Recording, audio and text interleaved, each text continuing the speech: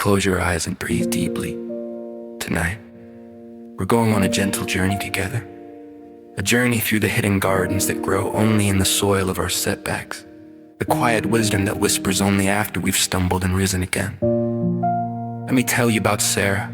Sarah was a potter who dreamed of opening her own studio for 3 years. She saved every dollar, sketched every design, and finally signed a lease on a small storefront in her neighborhood. She spent weeks setting up her wheels, organizing her glazes, arranging the space just so on opening day only 2 people came. The next week, 3. By the 3rd month, she had to close the doors. But here's what Sarah didn't know that day. Sitting in her empty studio with clay dust on her hands and tears on her cheeks, failure strips away what doesn't matter, revealing what truly does. In those quiet, painful weeks after closing, Sarah stopped thinking about Instagram-worthy pottery and started remembering why she first fell in love with clay. The feel of it spinning beneath her palms, the meditation of shaping something from nothing. She began teaching pottery classes from her garage. No fancy storefront, no pressure, just her and students with muddy hands learning together. Within a year, she had a waiting list. The studio she eventually opened wasn't the one she planned, it was better, because it was built on truth instead of fantasy. Your first setback tonight, failure removes the weight of who you thought you had to be and lets you discover who you actually are. Now, imagine a tree in winter. Every autumn that tree releases its leaves, thousands of them falling like amber rain to the tree. This isn't failure, this is survival, this is wisdom. The tree knows something we forget. Sometimes we must let things die so that we can live. Think about Marcus, a software engineer who spent 5 years building a startup with his best friend. They worked 100-hour weeks, missed weddings and birthdays, poured their savings into an app they believed would change everything. When a larger company released something similar, their funding dried up overnight. The company dissolved, the friendship strained. Marcus felt like he'd lost everything. Within that empty space, the winter season of his life, something unexpected happened. For the first time in 5 years, Marcus went to his nephew's soccer game. He took a weekend trip without checking his phone every 10 minutes. He cooked dinner. He read books that had nothing to do with business development. Slowly, in that space, he realized the setback hadn't taken everything from him. It had returned parts of himself he'd forgotten existed. This is your second truth. Failure clears space in your life for what you've been too busy to notice you were missing. Let me tell you about the Japanese art of kintsugi. When a bowl breaks, Western culture might throw it away. It's damaged, diminished, worthless. But in kintsugi, artisans gather the broken pieces and mend them with lacquer mixed with gold. The cracks don't disappear. They're highlighted and celebrated, transformed into the most beautiful part of the piece. The bowl isn't restored to what it was. It becomes something more valuable than it ever was before. Think about Jennifer, who applied to medical school 3 times. 3 times she received rejection letters. Each time felt like a crack across her dream. During those years between applications, she worked as a medical translator for refugee families. She learned languages, the pre-med track never taught her. She sat with people in their most vulnerable moments and learned that healing isn't just about diagnosing. It's about truly seeing someone. When she finally got acceptance, she wasn't the same person who'd applied that first time. She was better. The rejections hadn't broken her dream. They rebuilt it with gold. Her setbacks became the very thing that made her an exceptional doctor. Someone who understood that sometimes the path to where you're going must win to unexpected places. This is your third reason. Each failure becomes a golden scene in the person you're becoming, making you more beautiful, more valuable, more whole than you could have been without it. Breathe deeply now. When your shoulders drop, think about how a muscle grows stronger, not when you're resting on the couch, but when you tear the fibers through resistance, through weight, through the struggle of lifting something heavy. The muscle doesn't grow during the workout. It grows in the recovery. As your body says, that was hard, you need to be stronger for next time. Your setbacks work the same way. Every failure is your life saying, that was hard. We need to grow.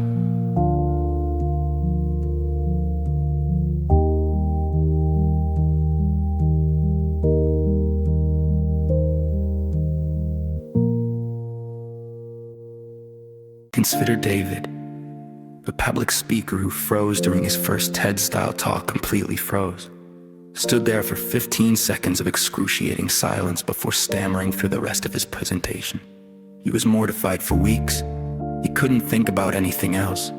But then something shifted. He started studying why he froze. He learned about anxiety, about preparation, about the difference between memorizing and internalizing. He joined a speaking group where he deliberately put himself in uncomfortable situations. He learned to breathe through panic. A year later, when he gave another talk and his mind went briefly blank, he didn't freeze. He smiled, took a breath, and said, "Let me come at that from another angle." The audience loved it. It felt human. The failure hadn't ruined him as a speaker, it had trained him to be one. This is your fourth truth. Setbacks are the training ground where you build the strength you'll need for your next attempt. Picture a river trying to reach the ocean. The river doesn't flow in a straight line. It encounters a boulder, it flows around, it meets a cliff. It becomes a waterfall, more beautiful for the obstacle. It finds a valley, it fills it, creating a lake that sustains an entire ecosystem. The river never apologizes for its winding path. It doesn't compare itself to the rivers that in straighter routes. Meet Lisa, who was rejected from her dream PhD program in marine biology. The rejection felt like a wall, insurmountable, but there was another program not quite as prestigious in a coastal town she'd never considered. She enrolled, and it was in that town, on that particular stretch of coastline, that she discovered the unique coral formation that would become her life's work. The detour wasn't a failure, it was the path she needed to take to find her purpose. Your fifth reason tonight: sometimes what feels like failure is simply life redirecting you toward an opportunity you didn't know existed. The destination isn't always where you thought it would be, and sometimes that's the greatest gift of all. Let's talk about the freedom that comes from already having fallen. Think about Emma, a chef who opened a restaurant that failed within a year, failed spectacularly, publicly, expensive-free. The local papers wrote about it. Her culinary school friends whispered she had to move back in with her parents at 34. But something remarkable happened after that. She was no longer afraid of failure because she'd already survived it.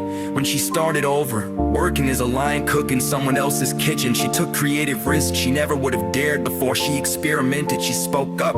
She had nothing left to lose and everything to discover. 3 years later, she became the head chef at a restaurant that earned regional acclaim. And when a reporter asked about her earlier failure, she said something profound: "That closed restaurant was the best thing that ever happened to me. It burned away my fear, and without fear, I could finally cook the food that was actually my heart." Your sixth truth: failure grants you the freedom that comes from having already survived your worst case scenario.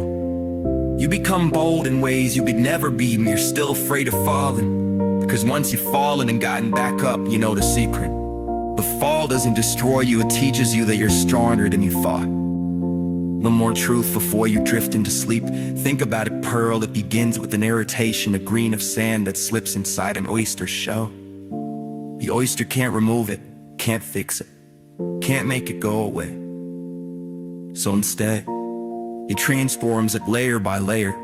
The oyster coats that irritation with something beautiful, until what was painful becomes precious. Your setbacks work the same way. You can't always remove them or undo them, but you can transform them. Every failure you've experienced is a grain of sand, and every day you choose to grow from it, you're adding another layer of pearl. Consider James, who lost his job during a recession. He couldn't find work in his field for 18 months. The rejection emails piled up. The savings dwindled, the shame grew. But during that time, he volunteered at a community center, teaching the Zoom workshops to other unemployed workers. He learned that he loved teaching, loved helping people find their words, loved watching confidence return to someone's eyes. When he finally found work, he negotiated to spend part of his time training new employees. The painful 18 months, that grain of sand, had become the pearl of a new direction, a new purpose he never knew he needed. Your seventh truth: your setbacks are not punishments. They are the raw material of your transformation. Rest now, you've learned 7 truths tonight, and there are many more waiting for you. But for now, know this: your failures are not separate from your story. They are your story. They are the chapters where you become who you're meant to be. Welcome back to this gentle space where we explore the hidden gifts within our stumbles and falls. Breathe slowly, and let's continue our journey together. Let me tell you about Michael and the art of beginner's mind. Michael was a successful architect who designed gleaming office buildings and elegant homes. He had a formula, a style, a reputation, and came the project that would define his career, a museum commission he dreamed about for years. He designed something bold, something that pushed every boundary. He knew the board rejected it. Not just rejected, they called it confused and lacking direction. Michael was devastated. He was 53 years old, and suddenly he felt like he knew nothing. But here's what happened next. Michael started visiting museums, not as an architect, but as a child might, with wonder instead of expertise. He watched how people moved through spaces. He noticed which rooms they lingered in, which they rushed through. He asked questions he'd never thought to ask before. His failure had returned him to beginner's mind, where all true learning happens. When he submitted a new proposal 6 months later, it was nothing like his original desire. It was better, because it came from curiosity instead of certainty. The board approved it unanimously. Your eighth reason: failure destroys your expertise just long enough for you to remember how to truly see again. Sometimes we need to unlearn what we know to discover what we don't yet understand. Now think about seeds in a forest fire.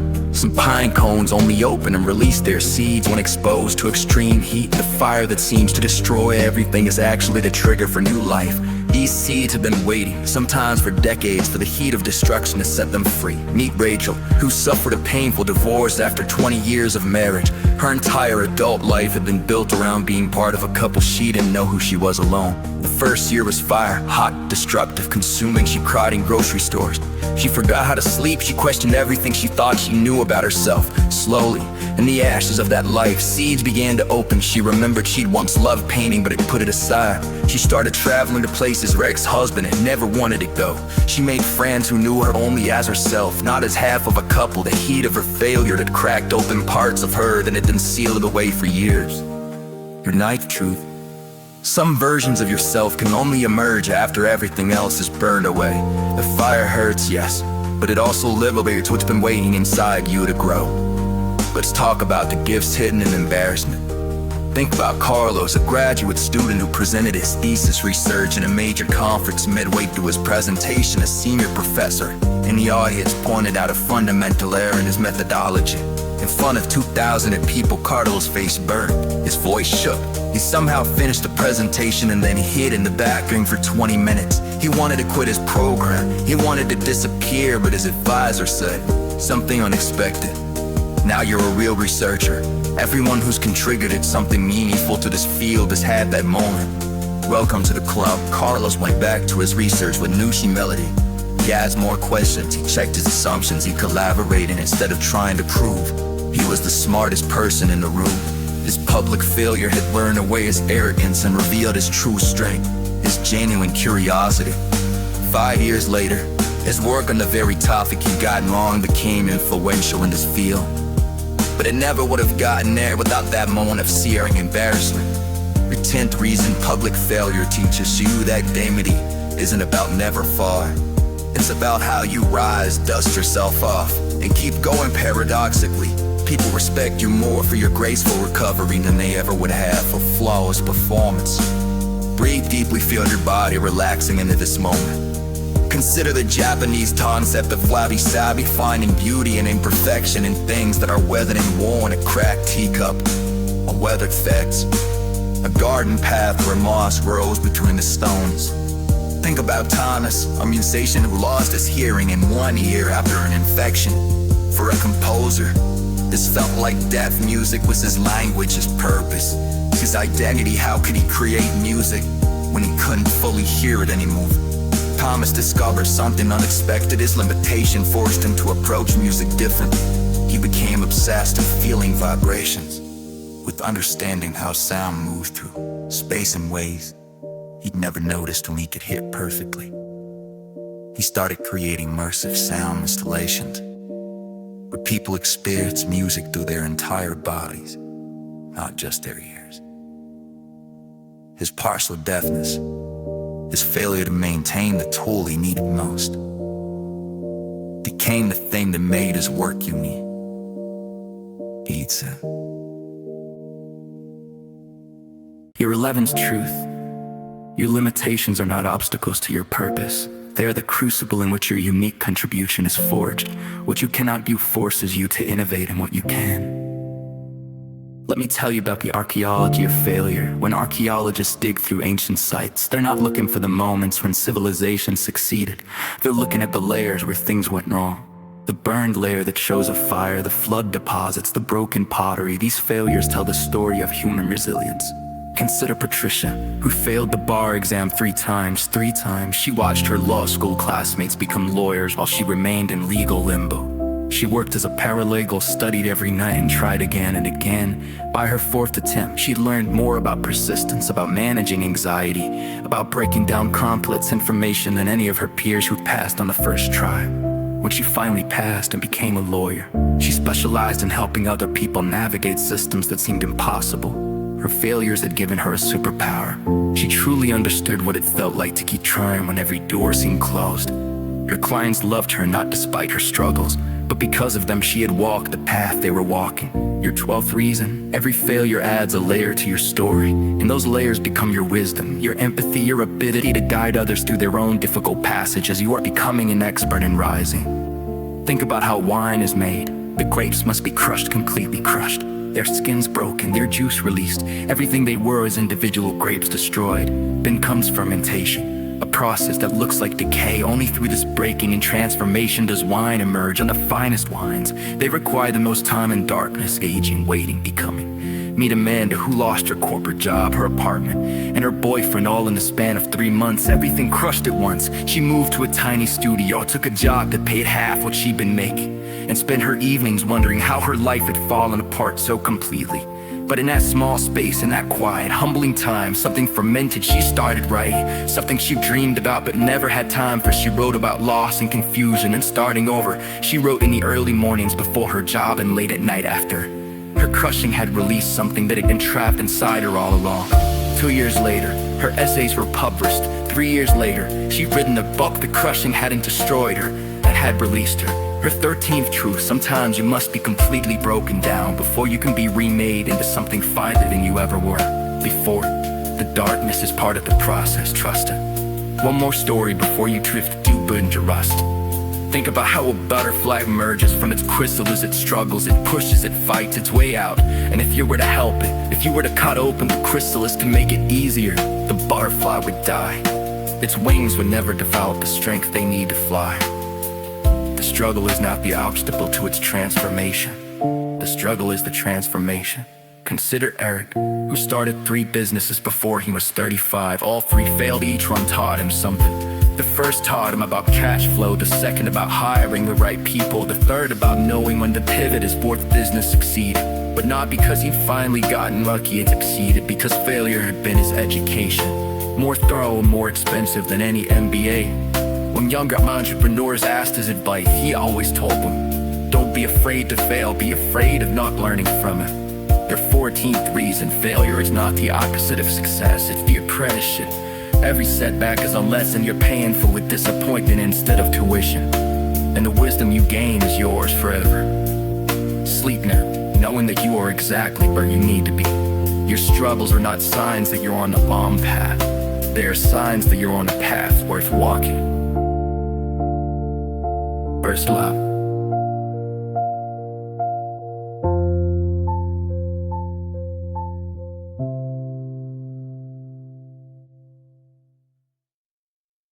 Welcome back. Gentle traveler, we continue exploring the landscape of setbacks, where every valley holds its own kind of wisdom. Let me tell you about Maria and the Museum of Mistakes.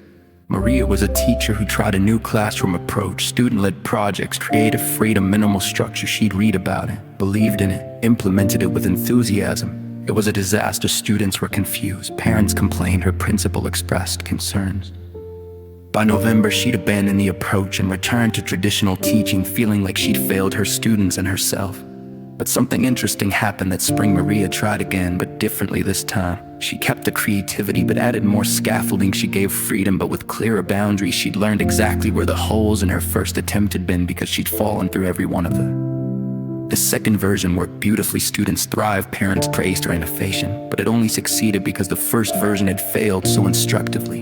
Your 15th reason: Every failure is a map that shows you exactly where the problems are. Success rarely teaches you anything specific. It just shows you that something worked. Failure gives you detailed coordinates of every weak point, every false assumption, every place you need to strengthen is the most precise feedback you'll ever receive. Now imagine a river delta, where a single river branches into dozens of streams. Each stream finds its own path to the sea. Some are direct, others wind through marshlands. Some dry up and must find new channels. None of them flow the way the river first intended, but all of them are still moving towards the ocean. Think about James, who went to medical school because his parents were doctors. He failed organic chemistry twice. It was humiliating, devastating, and ultimately clarifying. He realized he'd been following someone else's delta, swimming in currents that weren't his own. He switched to environmental science. He studied river ecosystems. Ironically enough, he became a specialist in wetland restoration, work that combined science with his hands, computers with the outdoors, helping communities protect their natural resources. His failure in medicine hadn't blocked his path, it had redirected him to his actual path. Years later, he looked back on his failed chemistry exams with gratitude. They'd been a current pushing him toward where he actually belonged. Your 16th reason, sometimes what you call failure is actually course correction. Life's way of saying, not that way, this way. Trust to redirect the wrong path is still moving you closer to the right one. Let's talk about the strength that comes from having survived. Think about Kiko, an entrepreneur whose first startup collapsed spectacularly. Investors pulled out, employees left, the tech press wrote mocking articles. She had to declare bankruptcy at 32. She was living in her sister's spare bedroom, unemployed, feeling like the world's biggest failure. But 2 years later, when she started her second company, something was different. She wasn't afraid anymore. When investors asked tough questions, she answered honestly instead of defensively. When problems arose, she faced them immediately instead of hoping they resolve themselves. When she needed to make a difficult decision, she made it because she'd already survived the worst case scenario. Her second company succeeded in part because at first when it failed had burned away her need to appear perfect, her fear of judgment, a tendency to avoid difficult truth. What remained was courage, and courage is the foundation of everything worthwhile. Your 17th phase, and once you failed and survived it, you discover you're braver than you thought. Fear loses its power when you've already faced what you feared most. You become dangerous in the best way, willing to try, to risk, to reach for what matters. Breathe slowly, let these truths settle into your bones. Consider the concept of anti-fragile, things that actually get stronger when stressed. Your muscles, your immune system, your character. Be David, a writer who received 27 rejection letters before his first novel was published. 127 times someone told him his work wasn't good enough. Each rejection stung, and he made him want to quit. But here's what those rejections did. They made him look at his work more critically. They forced him to revise, to cut ruthlessly, to strengthen every weak paragraph. They taught him that rejection wasn't personal, it was part of the process. By the time his book was published, he'd become anti-fragile. Bad reviews didn't destroy him. Criticism made him curious instead of defensive. The rejections hadn't broken him, they tempered him. The way a blacksmith tempers steel, making it stronger from controlled stress.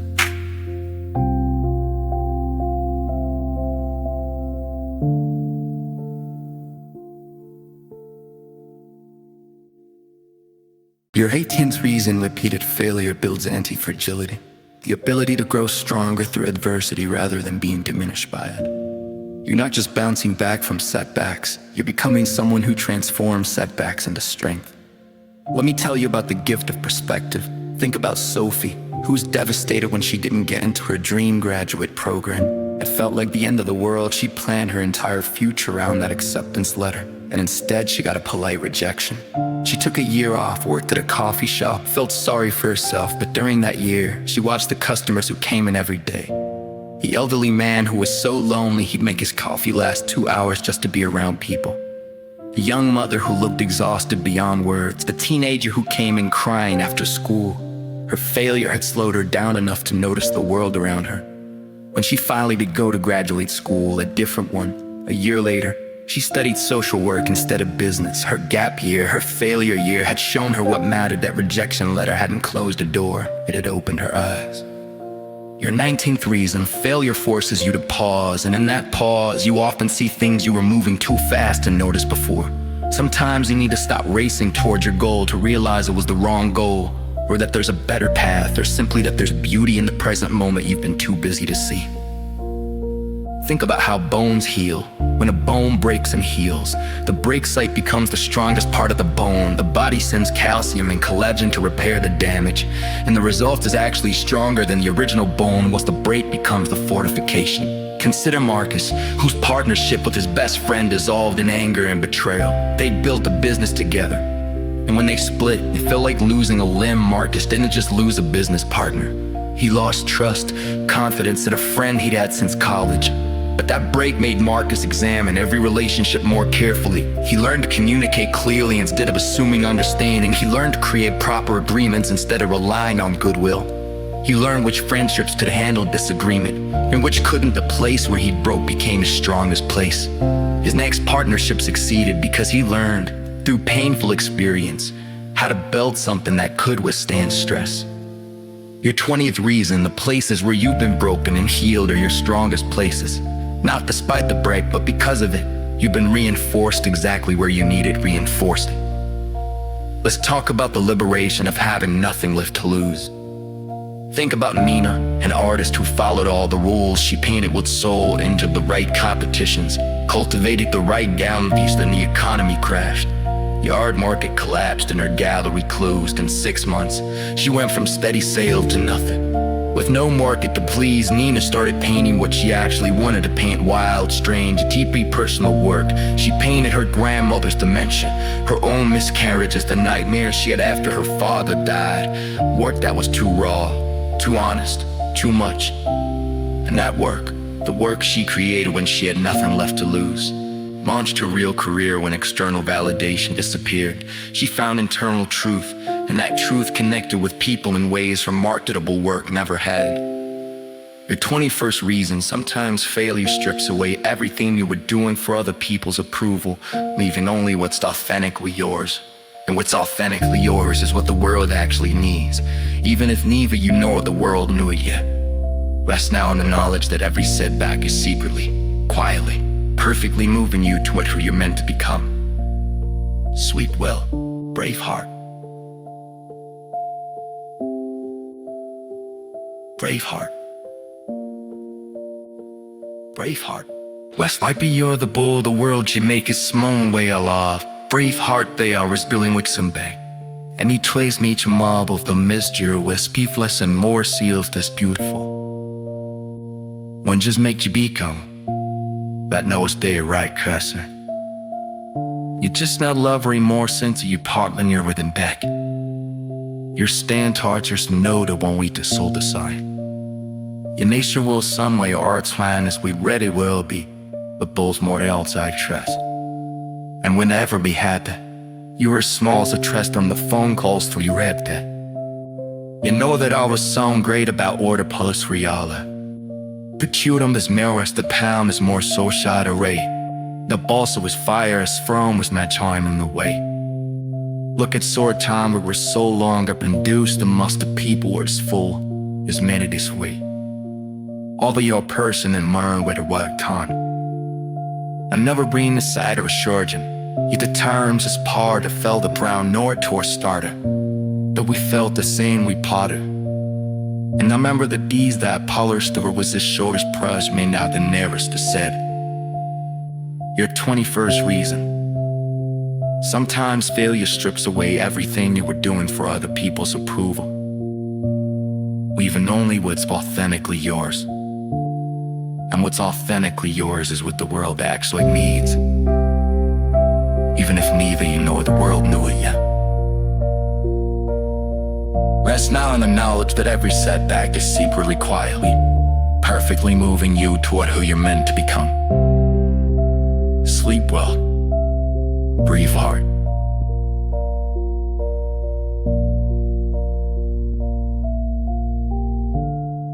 Welcome back to this peaceful space. Let your breath slow, your muscles soften. We continue our gentle exploration of how setbacks shape us into something more beautiful. Let me tell you about the sculptor Michelangelo. When asked how he created David, that perfect statue, he supposedly said, "I simply removed everything that wasn't David." The marble was already complete. He just had to chip away what didn't belong. Think about yourself this way. Every failure is a chisel strike, removing what isn't essential to who you truly are. Meet Jonathan, who spent 10 years climbing the corporate ladder, achieving every goal he set, until he had a breakdown at 38. Just stopped being able to function, anxiety, depression, exhaustion. He took a medical leave and spent 6 months feeling like he'd failed at the most basic task, being a functional adult. But in that breakdown, all the unnecessary parts of his identity fell away: the need to impress his father, the competition with his college roommate, the belief that his worth was measured in promotions. What remained, when all that chipped away, was something simpler. He wanted to help people, and he wanted time with his kids. He came back to work part-time in a role that paid less but mattered more. His breakdown hadn't destroyed him. It had revealed him, chipping away everything that wasn't actually Jonathan until only the essential sculpture remained. Your 22nd reason: failure removes the false parts of your identity, revealing the true form that was always underneath. Every setback is the sculptor's hand working to reveal your essential self. Now think about how vaccines work. You're given a small, weakened dose of the disease, and your body learns to fight it. Your immune system remembers, grows stronger, becomes prepared the next time you encounter that disease, or protected. The small hurt prevents the large one. Consider Maya, who started a non-profit to help homeless youth in her first year. She made every mistake possible. She mismanaged money, hired the wrong people, burned out her volunteers. The organization nearly collapsed. She felt like she'd failed the exact people she was trying to help. But those mistakes, those small-scale failures, taught her everything she needed to know before the stakes got higher. She got her education in crisis management when she was helping 20 kids instead of 200. By the time her organization grew, she knew how to build sustainable systems, how to lead without burning out, how to weather financial uncertainty. Those early failures had immunized her against making the same mistakes when they would have hurt more people. Your 23rd reason: small failures are vaccinations against large ones. Better to stumble on the foothills than to fall from the sun. Every early setback is teaching you what you need to know for when the stakes get higher. Let's talk about the power of the beginner's mind again, and differently. Think about Alana, a renowned chef who decided to learn pottery at age 55. Suddenly, she was terrible at something. Her bowls were lopsided, her plates cracked in the kiln. Someone accustomed to mastery, was failing at every session. And it was wonderful being bad at something reminded her what courage felt like. It reconnected her with the feeling her culinary students must have trying to master knife skills are perfect as sauce. It made her more patient, more playful, more willing to experiment in her own kitchen, because she remembered that growth requires clumsiness. Her cooking improved because her pottery was terrible. The failure in one domain had brought humility and curiosity back to her area of expertise. Your 24th reason: failure in one area of life teaches you empathy, patience, and humility that enriches every other area. Being humbled in pottery class made her a better chef and a better teacher. Your setbacks make you better at things that seem completely unrelated.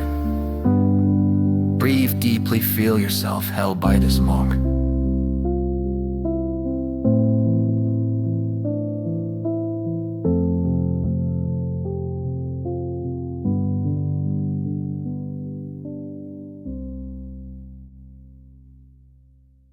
Consider how pearl forms, but differently than before. It's not just about the irritant becoming beautiful. It's about the fact that the oyster's defensive reaction creates the treasure. The oyster is just trying to protect itself, coating the irritation in nacre, layer after layer.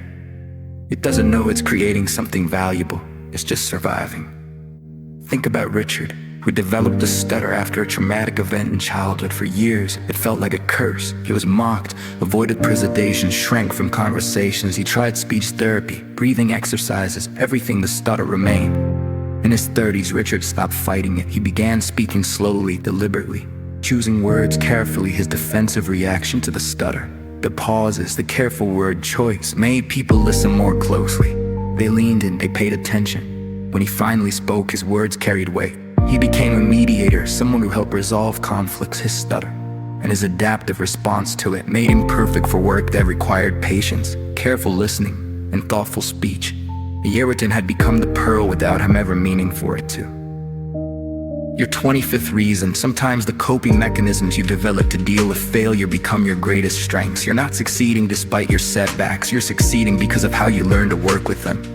Let me tell you about the forest after fire. Once more, but through different eyes, ecologists have discovered that some forests need fire. Without it, they become choked with undergrowth, unhealthy, stagnant. The fire isn't destruction, it's renewal. It returns nutrients to the soil, it clears space for new growth. Some seeds won't even germinate without the chemicals released by fire. Meet Angela, whose marriage of 15 years ended, not dramatically, just sadly. Two people who'd grown into different humans, wanting different lives. The divorce felt like fire, burning through everything she thought was permanent. But in the cleared space, new things grew. Friendships she hadn't had time for deepened. A career she put on hold while raising children reignited parts of herself she'd set aside came back to life.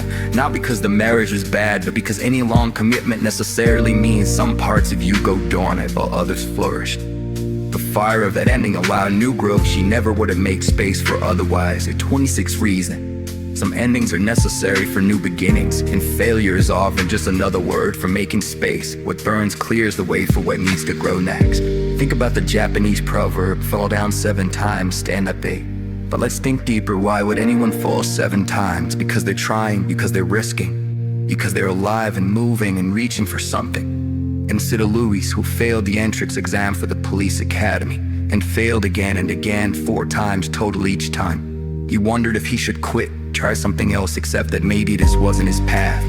But he kept staying up because the goal mattered more than the falling, and on his 5th attempt, he passed. Not because he got smarter, but because he got more determined. The failures taught him that his commitment was deeper than his discouragement. Years later, as a police officer, when situations got difficult, when cases seemed unsolvable, when nothing went right, he never quit.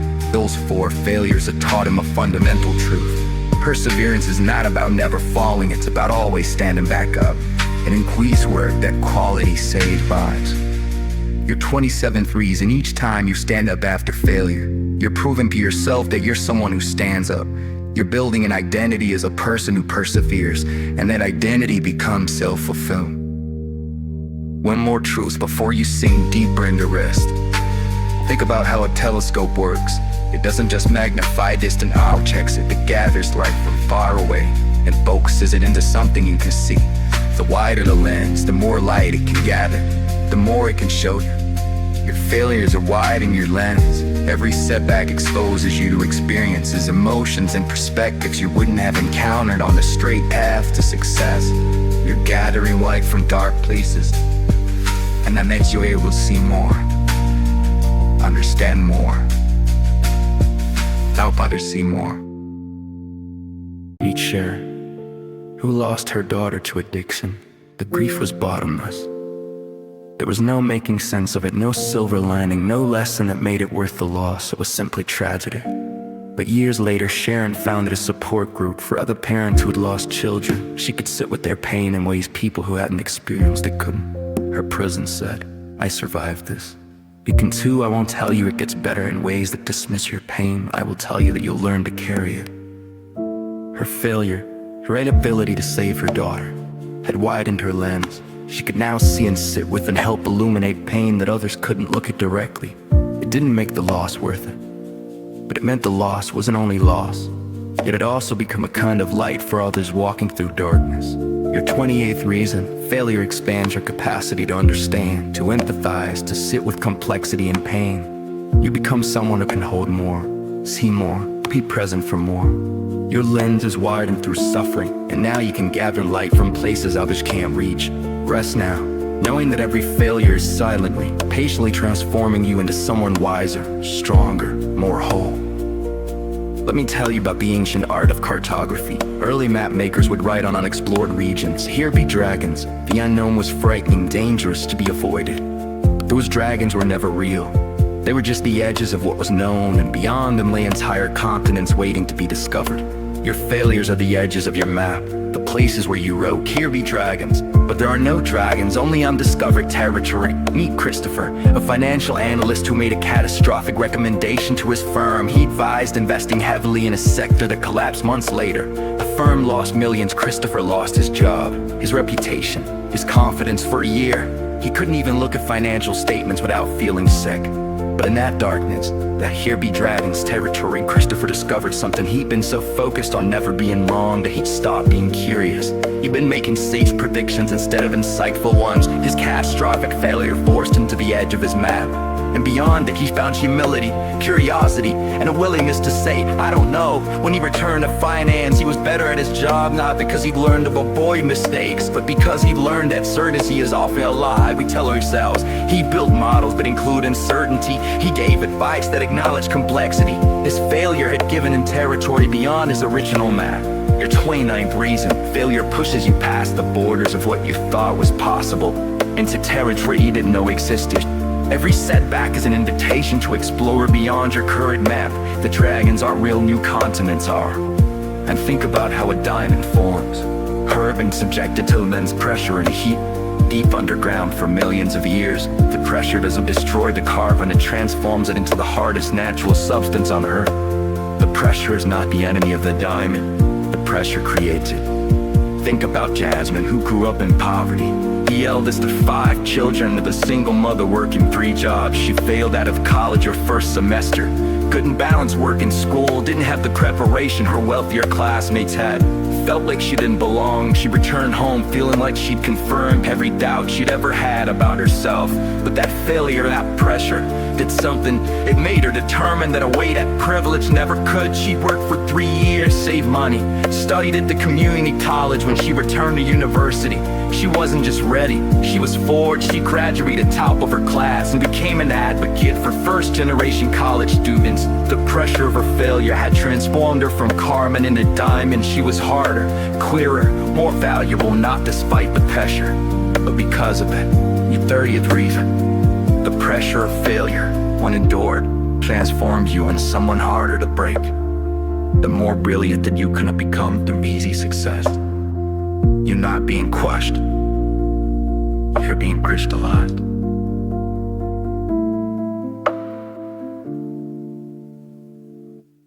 Let's talk about negative space in art. When a sculptor carves, they're not adding material, they're removing it. The empty space defines the form. What's not there is as important as what is. Consider Robert, an entrepreneur who spent 5 years building a tech company, only to watch it fail when the market shifted. 5 years of his life gone, or so he thought. But what he actually had was 5 years of learning what not to do. How not to manage cash flow, how not to hire, how not to scale too quickly. His failures were the negative space that defined his future success. When he started his next company, he didn't have to try every possible approach. He already knew which ones didn't work. The negative space guided him. What he'd removed from his approach was as valuable as what he'd kept. His second company succeeded in 18 months because he'd already spent 5 years carving away what didn't work. Your 31st reason: every failure is negative space. It shows you what to remove from your approach, what to avoid, what doesn't serve you.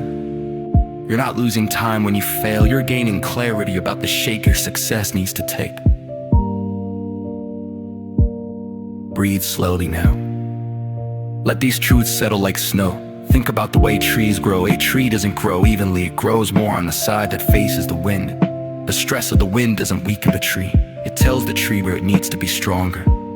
The tree literally becomes shaped by its struggles. Meet Diana, a marathon runner who suffered a career-ending knee injury at 28. Running had been her identity since high school. Physical therapy helped, but she'd never compete again. That failure, the loss of her athletic identity, felt like losing herself. But Diana became a physical therapist, specializing in helping athletes recover from injuries. Her injury had shown her exactly where people needed support, where the system failed, where the pain was both physical and emotional. She grew stronger in that exact place, the place where the wind of failure had blown hardest. She helped hundreds of athletes navigate what she'd navigated. Her practice was shaped by her struggle, stronger exactly where life had stressed her most. Your 32nd reason: failure shows you exactly where you need to grow stronger, and then gives you the motivation to do so. You become strong precisely where life demanded straight from you. You're being shaped by your struggles into the exact form you need to take. Let me tell you about the philosophy of via negativa. It's the idea that sometimes the best way forward is through subtraction, not addition. Instead of asking, what should I do, Ask, what should I stop doing? Remove the obstacles in the path of revealed self. Think about Marcus, a writer who tried for years to write the great American novel. He read all the right books, took workshops, followed all the rules, and his writing was technically perfect and completely lifeless. He failed to get an agent, failed to get published, failed to write anything that mattered. His failure taught him something. He'd been adding techniques and rules when what he needed to do was subtract, and he needed to remove the pretension, the attempt to sound literary, the fear of being too simple. When he started writing in his actual voice, saying what he actually meant, this word came alive. His failures have been shown and what to remove all along. The path was there. He just had to stop blocking you with unnecessary additions. Your 33rd reason, sometimes failure's greatest gift is showing you what you need to stop doing. Success isn't always about adding more effort, more strategy, more technique. Sometimes it's about removing what's in your way, and failure shows you exactly what that is. Think about how bread rises. The yeast consumes the sugars, produces carbon dioxide, and the dough expands. But if you don't punch the dough down periodically, if you don't deflate and let it rise again, the bread will be dense and tough. The collapse is part of the process. The bread needs to fall to rise properly. Consider Sarah, whose non-profit was thriving and growing fast, helping more people, getting media attention. Then funding dried up unexpectedly, and she had to lay off most of her staff. The organization that had been expanding rapidly suddenly collapsed to a quarter of its size. Sarah thought it was over, but in that contraction, something happened. The organization became focused, efficient, clear about its mission in a way it hadn't been during rapid growth. They stopped trying to do everything, started doing one thing excellently. And funding returned. They grew again, but this time sustainably, thoughtfully, with a density and strength that only comes from having been punched down and risen again. The collapse wasn't the end of the process. It was part of the process.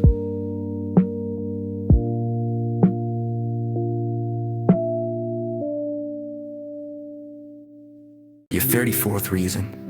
Sometimes you need to contract before you can expand properly. The collapse creates the structure, the density, the strength that sustainable growth requires. You're not falling backward. You're being prepared to rise better. Let's talk about the gift of lowered expectations. Think about Jennifer, who was a child prodigy pianist by 16. She'd won international competitions. Everyone expected greatness. Then at 18, she developed tendonitis that ended her concert career. She could still play, but not at the level she had. It felt like the ultimate failure. But here's what happened. When the weight of enormous expectations lifted, she fell in love with music again. She started teaching, playing in small venues, exploring jazz and improvisation, things she'd never had time for when she was pursuing perfection. She played for the joy of playing, not for the audience approval. Her failure freed her from the prison of others' expectations, and her own. She became happier, more creative, more herself. Your 35th reason. Failure sometimes frees you from expectations that were crushing you, allowing you to reconnect with what you actually love about what you do. The weight of expected success can be heavier than the pain of failure. Sometimes failing gives you permission to do things your own way. Rest now, knowing that your map is expanding, your form is emerging, your path is being cleared through subtraction as much as addition. Breathe deeply and let's continue uncovering the hidden structures beneath our setbacks. Let me tell you about archaeological digs. Archaeologists dig down through layers of time. Each layer represents a different era, a different civilization, sometimes a different disaster. The burned layer shows when the city fell, the flood deposits show when the river rose. But beneath every destruction, there's evidence of rebuilding. Humans have always fallen and risen, leaving layers of resilience in the earth. You are like this, a site with many layers. Each failure is a layer in your personal archaeology. And if someone were to dig down through your life, they'd see, here's where they fell, here's where they rebuilt, here's where they fell again, here's where they rebuilt stronger. Meet Patricia, who was fired from 3 jobs before she was 30. Each firing felt like the end, but looking back years later, she could see the first firing was from a toxic workplace that was damaging her mental health. The second was from a job that didn't match her skills. The third was from a company that went bankrupt shortly after. None of them were really failures. They were layers of her becoming. Each one teaching her something, each one moving her closer to work that fit. By 35, she'd founded her own consulting business, but she never would have had the clarity or courage to do it without those layers of being fired, learning, rebuilding. Your 36th reason, when you look back at your failures, you often discover they were necessary layers in your becoming, each one preparing you for what came next. Your personal archaeology shows a pattern. Fall, learn, rebuild, grow. It's been happening all along. I'll think about how kelp forests work. Kelp attaches to rocks on the ocean floor and grows towards sunlight, creating underwater forests. But storms tear kelp loose constantly. The kelp's response, it releases spores by the millions. When it's damaged, the destruction triggers reproduction. Failure creates a new life. Think about Michael. His restaurant failed after 2 years. He poured everything into it. His savings, his relationships, his health. When it closed, he felt hollow now. In that hollow space, he started writing about food, sharing recipes online, teaching cooking classes from his apartment. His failure had released spores, ideas he never had time for. When he was running a restaurant, connections with people who wanted to learn, not just eat a different kind of nourishment than he'd been providing. Within 3 years, he had a successful food blog, a cookbook contract, and consulting work with other restaurants, helping him avoid the mistakes he'd made. His failure hadn't ended his contribution to the food world that had multiplied and spreading it in directions he never anticipated. Your 37th reason, failure often triggers reproduction of your ideas in new forms, spreading your influence in ways that success in your original plan never could have. When one structure falls, you release seeds that grow in multiple new directions. What on earth can? What month? Now think about how kelp forests work. Kelp attaches to rocks on the ocean floor and grows towards sunlight, creating underwater forest. But storms tear kelp loose constantly. The kelp's response, to release the spores by the millions. When it's damaged, the destruction triggers reproduction. The failure creates new life. Think about Michael, whose restaurant failed after 2 years. He poured everything into it. His savings, his relationships, his health. When it closed, he felt hollowed out. Within that hollow space, he started writing about food, sharing recipes online, teaching cooking classes from his apartment. His failure had released spores, ideas he never had time for when he was running a restaurant. Connections with people who wanted to learn, not just eat a different kind of nourishment than he'd been providing. Within 3 years, he had a successful food blog, a cookbook contract, and consulting work with other restaurants, helping them avoid the mistakes he'd made.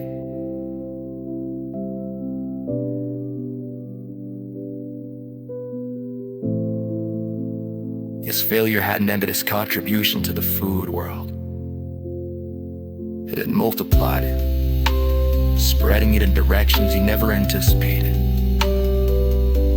Your 37th reason, failure often triggers reproduction of your ideas in new forms, spreading your influence in ways that success in your original plan never could have. When one structure falls, you release seeds that grow in multiple new directions.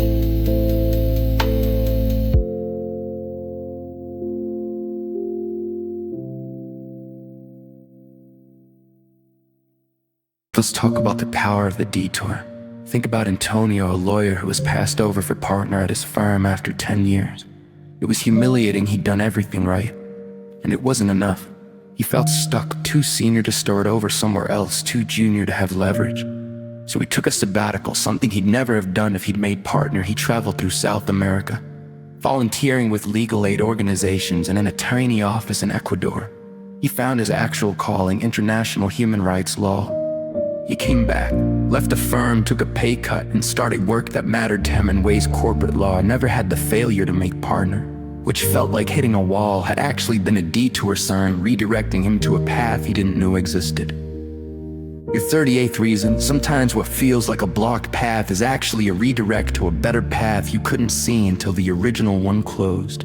The detour isn't taking you away from your destination. It's taking you to a destination you didn't know you needed to reach.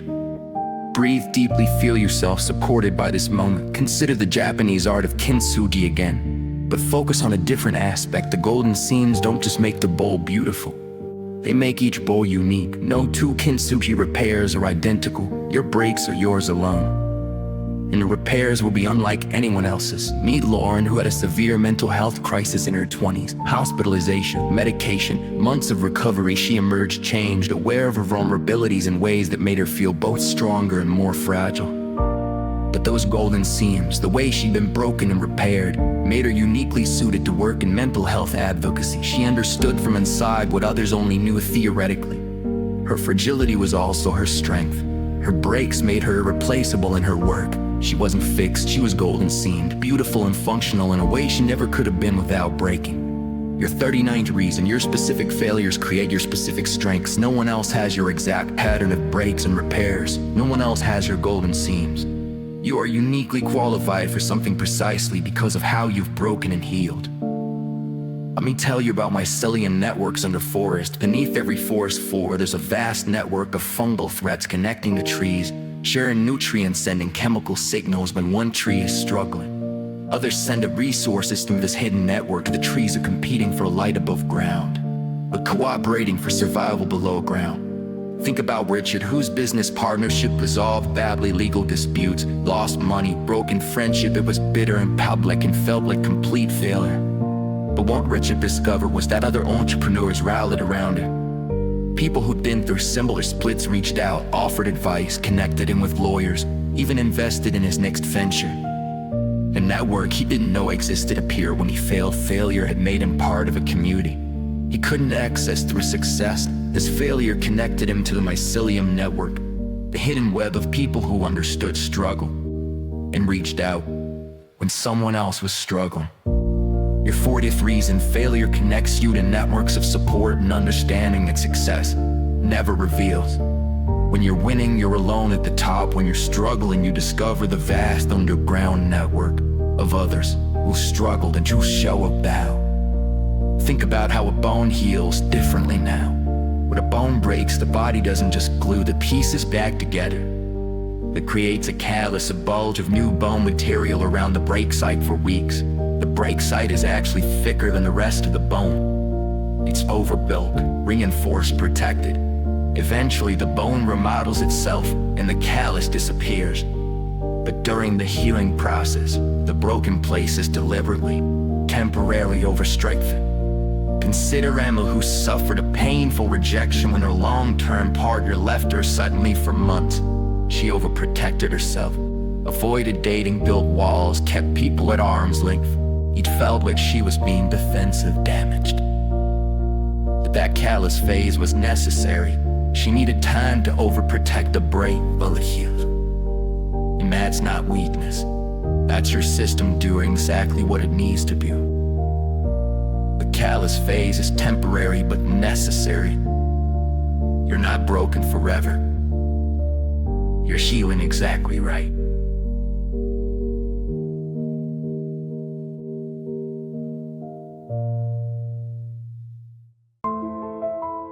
One more truth before you drift deeper. Think about the way rivers create canyons. The water doesn't blast through the rock all at once.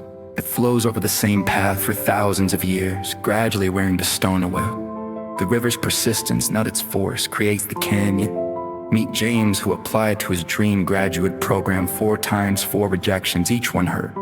But each one, he revised his application, strengthened his portfolio, gained more experience. He kept flowing over the same path, not with force, but with persistence. On his 5th application, he was accepted, and by then, he was ready in ways he wouldn't have been if he'd gotten in on the first try. The rejections hadn't blocked, and they'd carved the path deeper, made him more ready, created the canyon to which his success could flow. Your 42nd reason, persistence after repeated failure carves you into someone capable of holding the success you're pursuing. Each rejection isn't starting over. It's wearing the path deeper. You're not going nowhere. You're carving a canyon. Rest now in the knowledge that beneath your surface, there are layers of growth, networks of support, and paths being carved by your persistence. Breathe slowly as we explore how setbacks follow patterns that lead always toward growth. Let me tell you about fractals in nature. A fern leaf looks the same whether you zoom in or zoom out. Each small part mirrors the whole pattern. Coastlines, clouds, lightning, they all follow fractal patterns. Chaos that when you step back reveals order. Your life of setbacks and recoveries is like this. Each small failure mirrors the pattern of larger ones, and the pattern, when you zoom out, is always fall, learn, rise, grow, repeat. Meet Alexandra, who saw this pattern in her own life at 40. She'd failed at starting a band in her 20s, couldn't get gigs, couldn't hold the group together. She'd failed at her first management job in her 30s, promoted too quickly, made mistakes, stepped back down in her late 30s. She'd failed at a relationship, moved across the country for someone, only to break up 6 months later. But when she zoomed out, she saw the fractal. Each time she fell, she learned something specific. Each time she rose, she was more herself. The band failure taught her about collaboration. The management failure taught her about patience. The relationship failure taught her about knowing what she needed. At 40, starting her own consulting business, she could see how every failure did a smaller version of the pattern that was her life, trying, falling, learning, growing. The pattern was reliable, the pattern was beautiful. Your 43rd reason, when you zoom out, your failures reveal a pattern of growth. It's been there all along. You're not randomly failing, you're following a fractal pattern of becoming that's consistent, meaningful, and leading somewhere. Now think about the mathematics of compound interest. A small amount, invested consistently over time, grows exponentially, not linear though. Exponentially, the early years look like nothing, but the growth accelerates and eventually the late returns dwarf the early investments. Think about Marcus, who spent his 20s failing at various creative projects. The podcast that got 50 listens, a YouTube channel that never grew, a novel that was rejected by every agent, each felt like wasted time. But it was compound investing in skills, storytelling, editing, understanding audiences, handling rejection. The returns looked tiny, but they were accumulating in his 30s, when he finally created something that connected, that succeeded exponentially because of all those years of invisible compound interest. The podcast skills informed his YouTube approach. The novel writing sharpened his storytelling. The rejection thickened his skin. Nothing was wasted. It was all compound interest, growing invisibly until it suddenly became visible. The 44th reason, every failure is compound interest on your eventual success. The returns look tiny now, the growth seems invisible, but it's accumulating, and eventually the acceleration will surprise you. Nothing you're learning is wasted.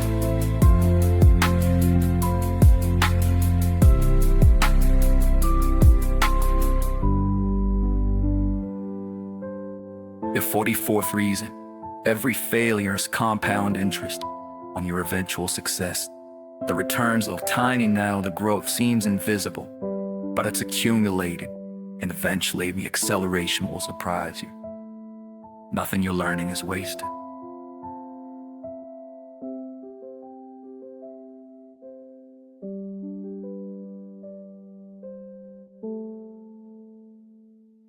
Let's talk about the concept of regression to the mean. In statistics, extreme outcomes tend to be followed by more moderate ones.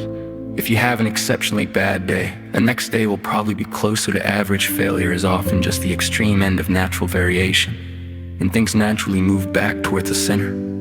Consider Rachel, who had a catastrophic client presentation, forgot her talking points, tech failed, everything went wrong. It felt like the worst professional moment of her life. She was certain she'd be fired, that her career was over. But the next presenting was fine, the one after that was good within a month.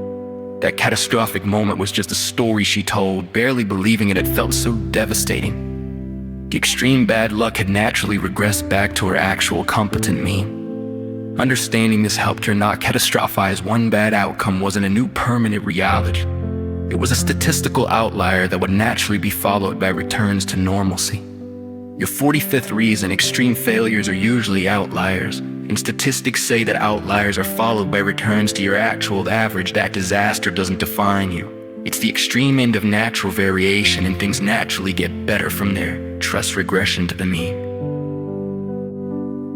Breathe slowly.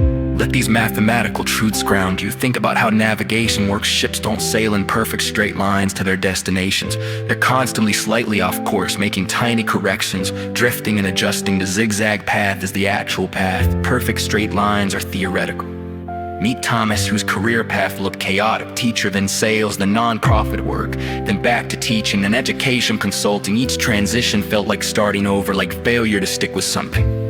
But those zigzags were actually navigation. He was making constant corrections, learning what worked and what didn't. getting closer to his true destination with each course adjustment. By his 40s, he'd integrated all of it. Teaching skills, sales understanding, nonprofit experience, into consulting work that was uniquely his. That zigzag path was the only way to get there. The straight path he imagined would have taken him somewhere else entirely.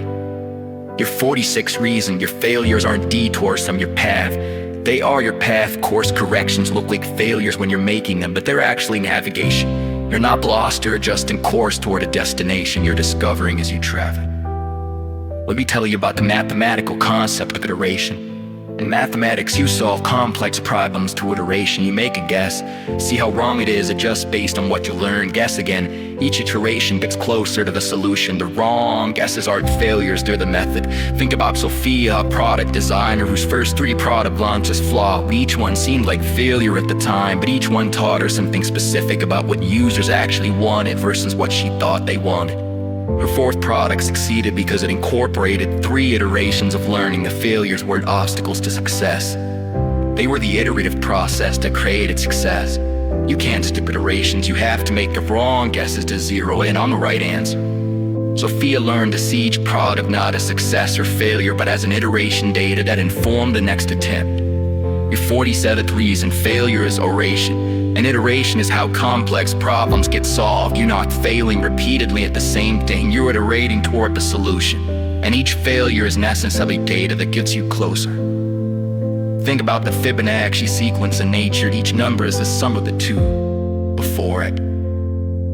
1, 2, 3, 5, 8, 13. This simple pattern spirals and seashells, flower petals, hurricane formations, complex beauty from simple addition. Your growth works like this. Each experience builds on the ones before it. The job you have now uses skills from the job before it. Use the skills from the one before that. Each builds on the last, creating a spiral of increasing capability. Meet David, who saw this pattern clearly in his 40s. His first job taught him detail orientation. His 2nd taught him client relations. His 3rd taught him leadership. His 4th taught him strategy. Each built on the last. And by his 5th role, he was executing at a level that required the sum of all previous experiences. The early numbers in his Fibonacci sequence looked small, simple jobs, basic skills, but they were creating the spiral, and the spiral was accelerating. Your 48th reason each failure adds to the sequence of your experiences, creating exponential growth that builds on everything that came before. The pattern is mathematical, reliable, beautiful. You're not just accumulating experiences. You're building a Fibonacci spiral of capability.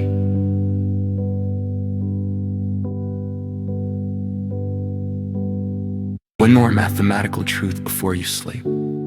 Think about the butterfly effect, how tiny changes in initial conditions create massive differences in outcomes. A butterfly flaps its wings in Brazil, and weeks later, there's a tornado in Texas. Small causes massive effects. Your failures are like this. A small setback today might redirect you toward an opportunity years from now in ways you can't possibly predict. The rejection that seemed meaningless might lead to a conversation that leads to a connection that leads to your life's work. Consider Jennifer, who missed her train to a job interview, felt like an idiot, showed up flustered and late, didn't get the job. A tiny failure. But waiting for the next train, she sat next to someone who became her best friend, who eventually introduced her to her future spouse, who eventually convinced her to apply to graduate school, which changed everything. The missed train was a butterfly's wings. The effects rippled out in ways she couldn't have imagined. Your 49th reason, your failures create butterfly effects, small changes that ripple into massive redirections. You can't see the tornado yet, but the butterfly has already flapped its wings. Trust that small setbacks can lead to large, unpredictable, wonderful outcomes. Rest now, knowing that mathematics is on your side. Patterns, fractals, compound interest, iteration, they're all working in your favor, turning your failures into growth. This is a peaceful space where we learn from nature's wisdom about failure and growth. Let me tell you about the rainforest floor.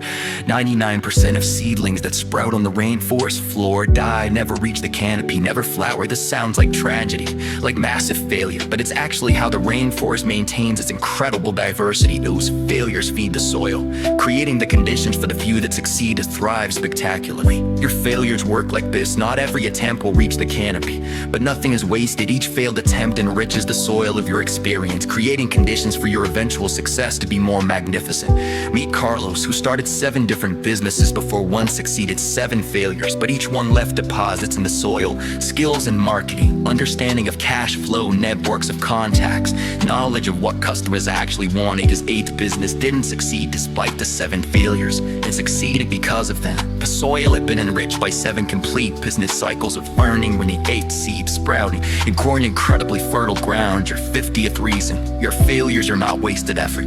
They're nutrients in the soil, enriching the conditions from which your future success will grow. Nothing is lost, everything feeds the system.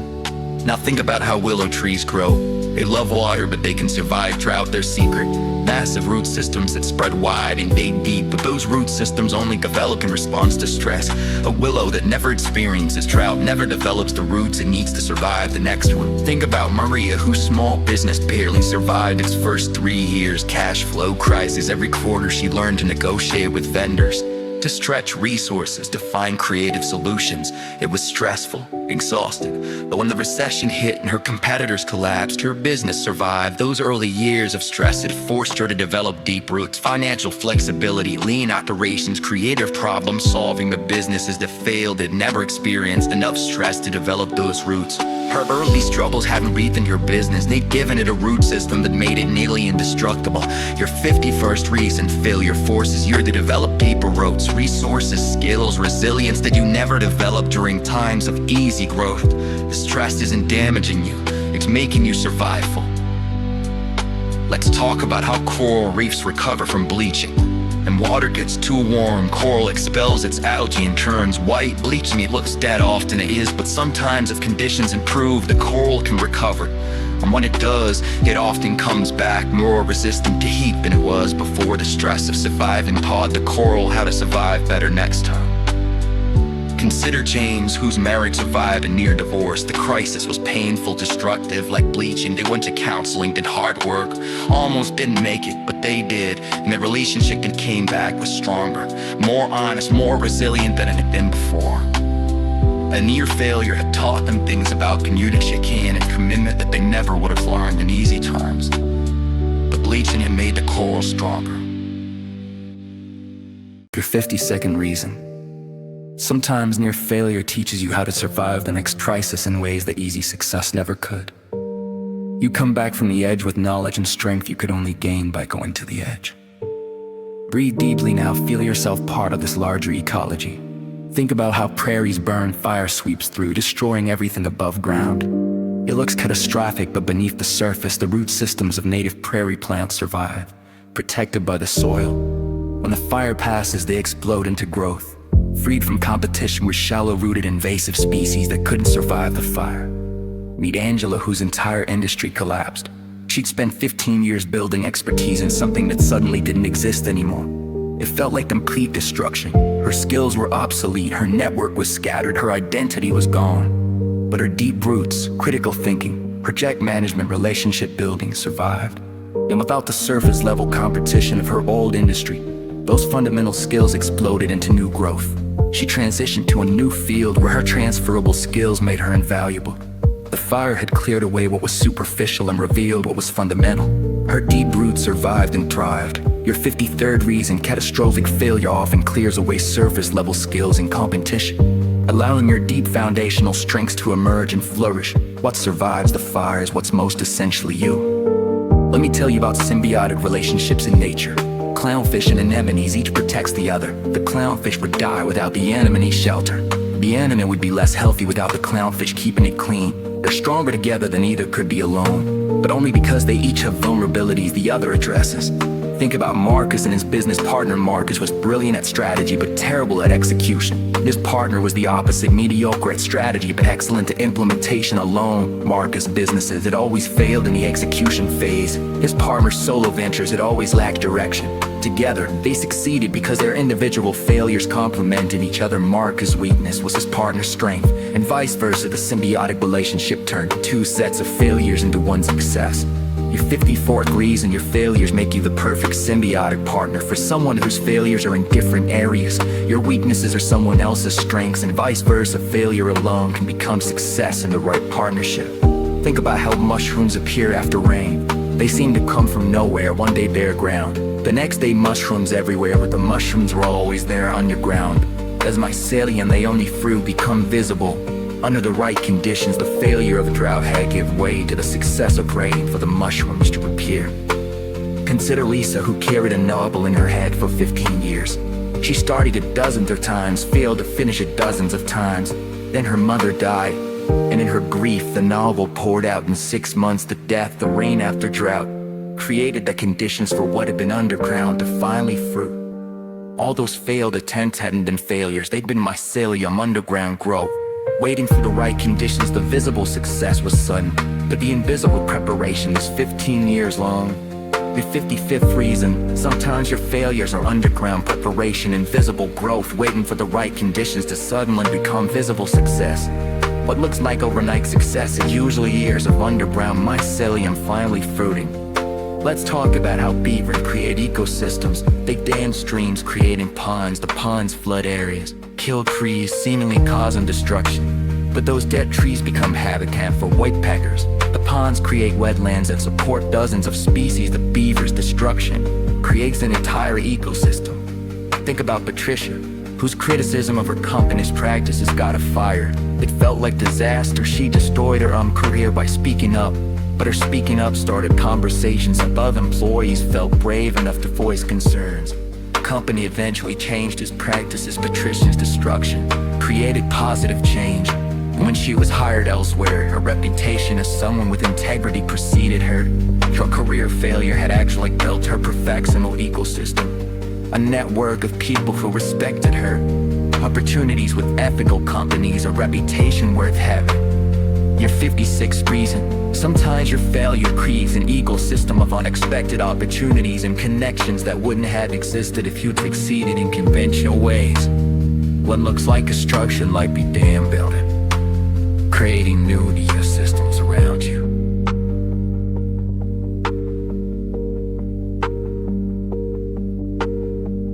Welcome back, dear souls. Settle into this moment as we explore how failure rebuilds the very structure of who you are. Let me tell you about Gothic cathedrals. They took generations to build during construction. Parts would collapse, towers would fall, architects would die before seeing their work completed. But each collapse taught the builders something about weight distribution, about buttresses, about how stone wanted to move. The failures weren't setbacks. They were the research phase. The cathedrals that still stand today stand because of what the builders learned from the ones that fell. Your life is a cathedral under construction. The collapses are not destroying your cathedral. They're teaching you how to build it so it will stand for centuries. Meet William, an architect who designed a building that failed inspection 3 times. Each failure revealed a flaw in his understanding of structural engineering. The 3rd failure was so comprehensive he had to start over completely. He felt like a fraud, an imposter who didn't deserve his degree. But those 3 failures taught him more than 4 years of school had. By the time his 4th design was approved, he understood buildings at a level his classmates who'd never failed could not match. His later work was renowned for its structural integrity, not despite his early failures, but because they taught him how buildings actually wanted to stand. Your 57th reason, each structural failure in your life teaches you how to build yourself stronger, more stable, more enduring. The collapses are painful, but they're also invaluable education in the architecture of your becoming. Now think about how bridges are tested. Engineers build bridges, then stress test them. They load them with weights, simulate earthquakes, test them to failure. They want to find the breaking point before the public uses them. The failures in testing save lives later. Think about Rebecca, whose first attempt at leadership was a disaster. She managed a team of 5, and within 3 months, 2 had quit and the others were miserable. She micromanaged, didn't delegate, couldn't handle conflict. It was humiliating. But that failure was her stress test. It revealed her breaking points in a low-stakes environment. 5 people, recoverable situations. She got coaching, read books, worked on herself. By the time she led a team of 30, she'd already found and fixed her structural weaknesses. Her early failure was the bridge test that made her later leadership safe and strong. Your 58th reason, early failures are stress tests and reveal your weaknesses in lower stakes situations, allowing you to reinforce them before the stakes get higher. Better to discover your breaking point in 5 people than 50 with small money than large when you're young than when you're old. Let's talk about how skyscrapers sway, buildings that don't flex break. The tallest buildings in the world are designed to sway in the wind. Sometimes several feet at the top. Rigidity is fragility, flexibility is strength. The building that won't bend will break. Consider Morgus, who had a rigid plan for his life. Specific company, specific title by specific age, specific life milestones. Every deviation from the plan felt like failure. He didn't get the promotion on schedule. He had to switch companies, his timeline fell apart. But those failures taught him flexibility. He learned to sway instead of break. When the economy crashed, he adapted where rigid colleagues couldn't. With his industry changed, he pivoted where inflexible peers failed. His ability to sway, learned through failed plans, made him ultimately more successful than if his rigid plan had worked. The 59th reason: failure teaches you to be flexible, and flexibility is what allows you to survive conditions that would break rigid structures. Your failed plans are teaching you to sway. Your sway is what will keep you standing when the winds come. Breathe slowly, feel yourself adapting, flex and becoming stronger. Think about how muscles adapt. When you lift weights, you create microscopic tears in the muscle fibers. Your body repairs them, but doesn't just restore them. It overbuilds, adds extra capacity. Good damage creates the strength. This is called supercompensation. Meet Jennifer, whose business failed spectacularly, leaving her with getting damaged credit. The stress was like lifting weight far beyond her capacity. It tore her financial and emotional muscles. But as she recovered, she supercompensated. She built financial muscle she'd never had before. Savings discipline, multiple income streams, careful budgeting. By the time she started her next business, she was financially stronger than people who'd never experienced failure. The tear had triggered overbuilding. Her failure created a stronger version of herself through the body's natural supercompensation response.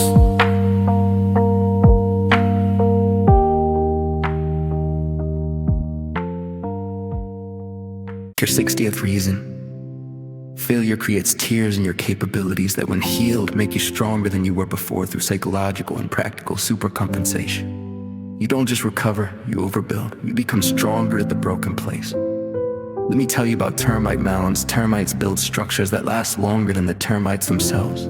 Some mounds are hundreds of years old. They do this through constant adaptation. The mound is never finished. It's always being rebuilt, adjusted, reinforced where weak, expanded where needed. The structure stays strong because it's always responding to new information. Think about David's marriage. It didn't work perfectly from the start. There were constant failures, small and large, arguments, misunderstandings, hurt feelings. Each one felt like the structure cracking. But they treated their marriage like a termite mound, constantly adapting, repairing, adjusting based on what failed. They didn't expect perfection. They expected continuous rebuilding. 30 years later, their marriage was strong, not because it never failed, but because they'd adapted it thousands of times. The structure stayed strong through constant response to failure. Your 61st reason: continuous small failures and adaptations create stronger structures than attempting perfection. You're not building something perfect. You're building something adaptive, and adaptive structures survive everything. Think about how the human immune system learns. It doesn't come pre-programmed with knowledge of every possible disease. It learns through exposure, through fighting off infections, through failing to protect you. Sometimes each illness teaches your immune system, and you become more resilient. Consider Sarah, who failed at work-life balance repeatedly in her 30s, burned out twice, relationships suffered, health declined. Each burnout felt like failure. She couldn't figure out the equation. But each burnout taught her immune system. She learned to recognize the early symptoms of overextension. She developed antibodies, boundaries, self-care practices, the ability to say no. By her 40s, she rarely burned out because her system had learned through repeated exposure to recognize and fight the condition early. Her failures had trained her immune system to protect her. Her 62nd reason: each failure trained your internal systems to recognize and respond to similar situations earlier and more effectively in the future. You're building immunity, and immunity requires exposure to the defeat. Let's talk about how cities evolve. No city is designed perfectly from the start. Cities grow, adapt, fail in places, succeed in others. The best cities are palimpsests, layers of failed plans and successful adaptations written over each other. The failed plan for a highway becomes a park. The abandoned factory becomes lofts. Nothing is wasted, everything gets adapted. Think about Linda's career: teacher, then administrator, then back to teaching, then consultant, then administrator again. Each transition felt like failure to stick with something, failure to know what she wanted. But her career was evolving like a city. Each phase left infrastructure that the next phase built on. Teaching gave her classroom skills, administration gave her systems, thinking consulting gave her client management. The failed phases weren't failures, they were layers of a palimpsest, each adding to the complex, adapted structure of her professional self. Your 63rd reason, your life is a palimpsest where each failed phase leaves infrastructure that future phases build upon. Nothing is erased. Everything becomes part of the layer steady that makes you effective. A more architectural truth before you rest. Think about the Leaning Tower of Pisa. It's famous because it's failing. The foundation was flawed and the tower has been slowly tipping for 800 years. The flaw became a feature. Engineers have worked for centuries to stabilize it just enough that it keeps leaning without falling. Meet Thomas, with a visible disability from a childhood accident. A limp, obvious and permanent. For years it felt like a flaw, the failure of his body. As he got older, he realized the flaw had become his feature. It made him memorable, it made him more empathetic. It gave him insight into accessibility issues that informed his work as a designer. The flaw that he thought was ruining his structure had actually become what made his structure interesting, useful, and ultimately successful. Your 64th reason, sometimes your most visible failures become your most distinctive features. The things that make you memorable, useful, and uniquely valuable. The tower leans, but millions travel to see it. Your lean might be your gift. Rest now. Knowing that you were under construction, adapting, flexing, learning, becoming the structure you need to be. Sleep well. Beautiful architecture. Welcome back. Breathe gently as we explore how time transforms failure into wisdom, pain into perspective. Let me tell you about amber tree sap, sticky and fluid. Traps an insect, the insect struggles, dies, is preserved over millions of years. The sap hardens into amber, beautiful, valuable, treasured. What was a tomb becomes a treasure. Time is the alchemist that transforms suffering into something precious. Your failures are like this right now. They might feel like tombs, places where dreams died, but time is working on them, hardening them into amber, making them precious. Meet Eleanor, who in her 30s went through a divorce that felt like death. 10 years of marriage ended. She felt trapped in the pain like that insect in sap, unable to escape the suffering. But 20 years later, looking back, the divorce had become amber, still visible, but now beautiful in its way that led her to herself, to independence she'd never known, to a second marriage that was healthier because she understood herself better. Time had transformed the tomb into treasure. She could see now that the pain had been preserved not to torture her, but to teach her. The amber held wisdom she couldn't see while she was trapped in sap. Your 65th reason. Time is an alchemist that transforms your failures from active pain into preserved wisdom. What hurts today will, given time, become something you're almost grateful for. Amber that proved you survived, learned, grew. Now think about how wine ages. Young wine is harsh, unbalanced, rough, but given time and the right conditions, chemical reactions occur. Tannins soften, flavors integrate. Time doesn't just preserve the wine, it transforms it into something better than it ever was when new.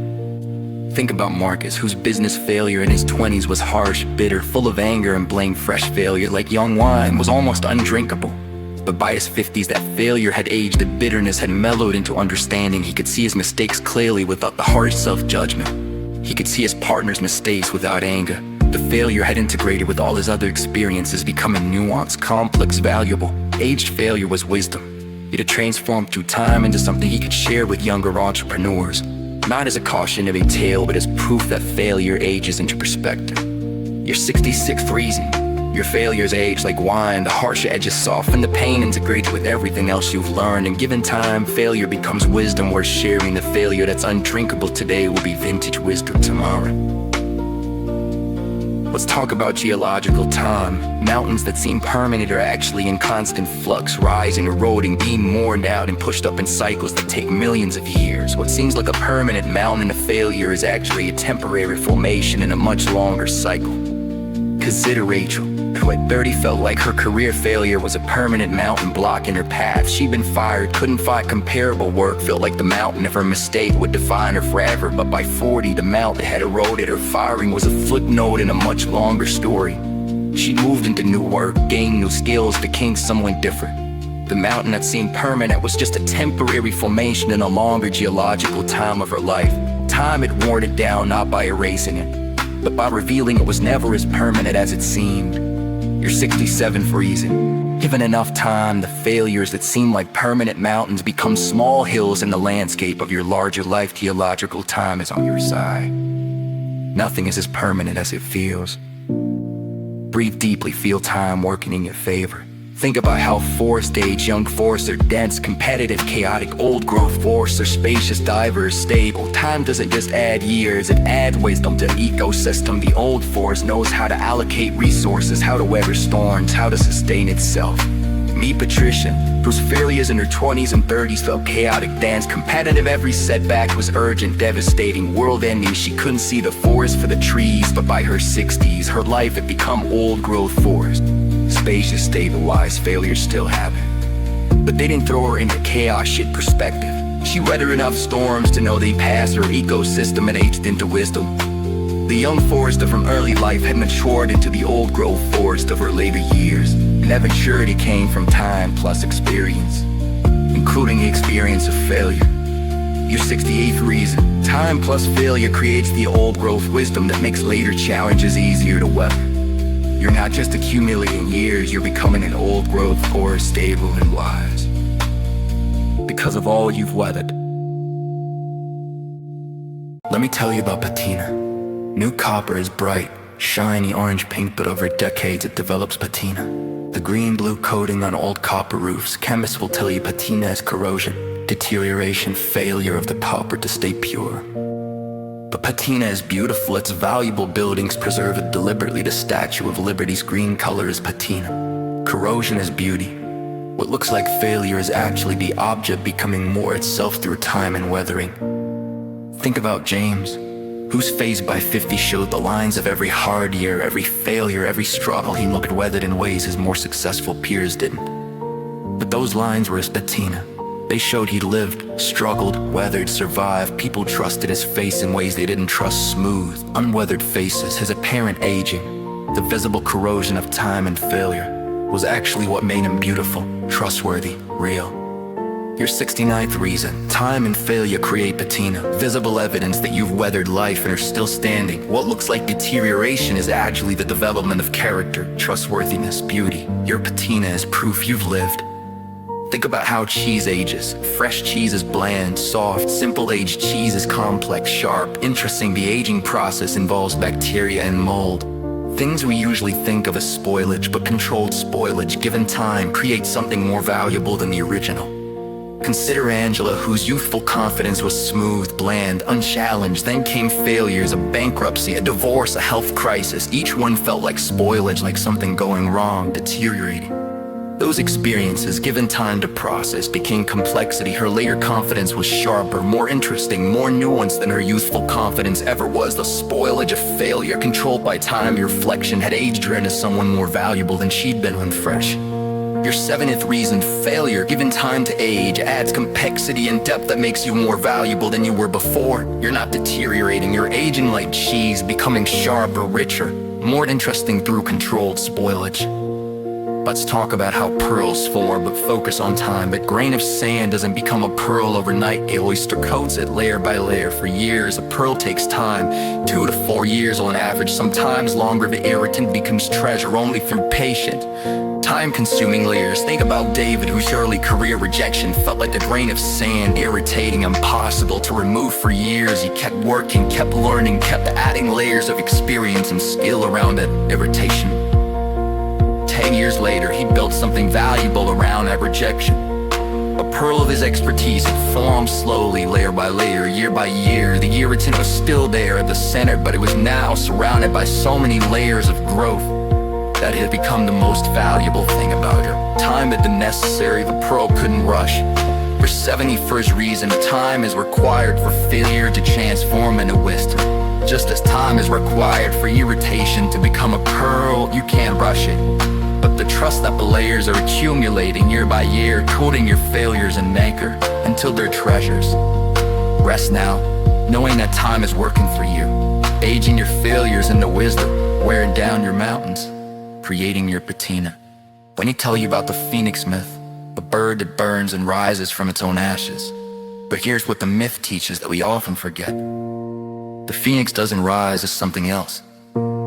It rises as itself, renewed. It's the same bird, but transformed by fire. You don't become a different person after failure, you become more yourself. Meet Sarah, who lost everything in her 40s, career, marriage, home. She felt like she burned to ashes, like everything she was had been destroyed in the ash heap of her life. She thought she needed to become someone completely different to survive as she rebelled. She discovered something surprising. She was still herself, same values, same sense of humor, same core personality. The fire had burned away what wasn't essential. She rose not as a different bird, but as a clearer, truer version of the bird she'd always been. The failure hadn't destroyed her identity, yet it clarified it. Your 72nd reason: failure doesn't require you to become someone else. It reveals who you actually are beneath all the inessential additions. You rise from your ashes as yourself, just clearer, truer, more distilled. Now think about how forests regenerate after wildfire. The first plants to appear are called pioneer species, hardy, fast-growing, simple. They're not the final forest. They're the brief species that make it possible for the complex forest to eventually return. You can't skip the pioneer phase. The ash need time to cool. The soil means to stabilize. Think about Marcus after his business failed. He took simple work, consulting gigs, freelance projects, nothing like the complex business he built. It felt like going backward, like being a pioneer in already settled territory. But those simple projects were his pioneer species. They stabilized the soil of his professional life while he healed, learned, prepared for the next complex forest to grow. 3 years later, he started another company, but he couldn't have done it without the pioneer phase. The simple work wasn't failure. It was necessary regeneration.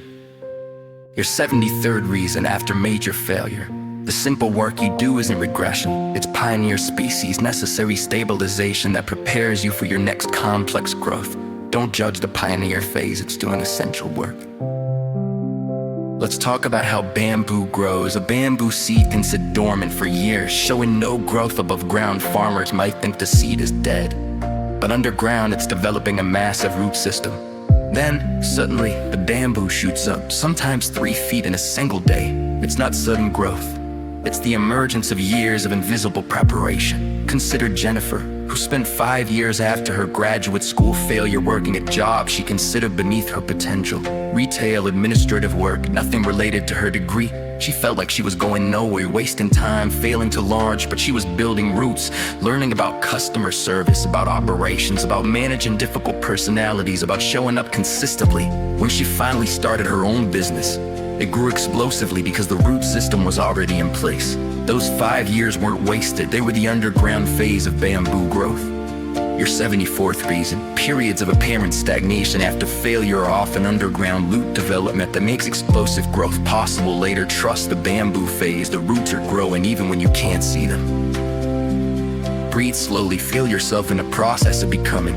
Think about metamorphosis, caterpillar to butterfly, but consider what happens inside the chrysalis. The caterpillar doesn't gradually sprout wings, it dissolves almost completely into cellular soup, then reorganizes into a butterfly. There's a phase where it's neither caterpillar nor butterfly. That's liquid chaos. Meet Thomas, whose identity crisis after being laid off felt like that cellular soup. He wasn't who he used to be anymore, but he didn't know who he was becoming. The ambiguity was excruciating. He wanted to skip to the butterfly phase, but the soup phase was necessary. His old identity had to dissolve before a new one could form. 6 months of that uncomfortable liquid phase, and then he emerged, not back into his old career, but into something new that incorporated parts of his old self while being fundamentally transformed. The chaos wasn't a sign something was wrong. It was the metamorphosis working exactly right. Your 75th reason: the chaos and confusion after failure is often metamorphosis, necessary dissolution before reorganization into something new. You're not falling apart, you're in the chrysalis, then a soup phase is required. Let me tell you about Kintsugi philosophy again. The deeper, the golden seams don't just make the bowl beautiful. They announce a philosophy: breakage and repair, a part of the object's history, not something to hide. The bowl was more valuable for having been broken and mended than if it had never broken at all. Think about Rachel, who used to hide her failures, embarrassed by them, the business that failed, the marriage that ended, the addiction she recovered from. She kept them secret, presented a perfect surface. But as she aged, she realized her gold seams were her most valuable possession. They were what made her trustworthy, relatable. Why? She started sharing her failures and people leaned in. They trusted her in ways they'd never trusted her perfect facade. Her broken places, visibly mended, made her more valuable than perfection ever could have. Your 76 reason. Your visible scars and mended breaks make you more valuable, not less. They prove you can break and repair, fail and rise, struggle and survive. Show your gold seam, failure treasure. Think about how stars died are reborn. When a massive star dies, it goes supernova. Spectacular explosion, visible across galaxies. The explosion scatters elements into space. Carbon, oxygen, iron. All the elements necessary for life. Then new stars form from that scattered matter. You are made of stardust, literally made from the deaths of ancient stars.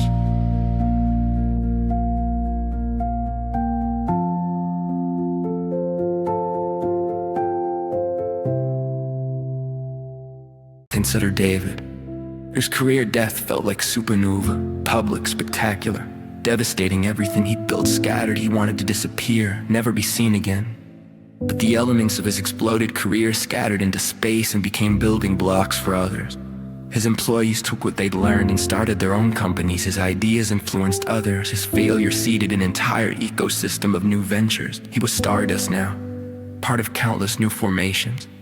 His death is one thing, enabled birth is many things. Your 77th reason. When you explode spectacular, you scatter elements that become building blocks for new creations, yours and others.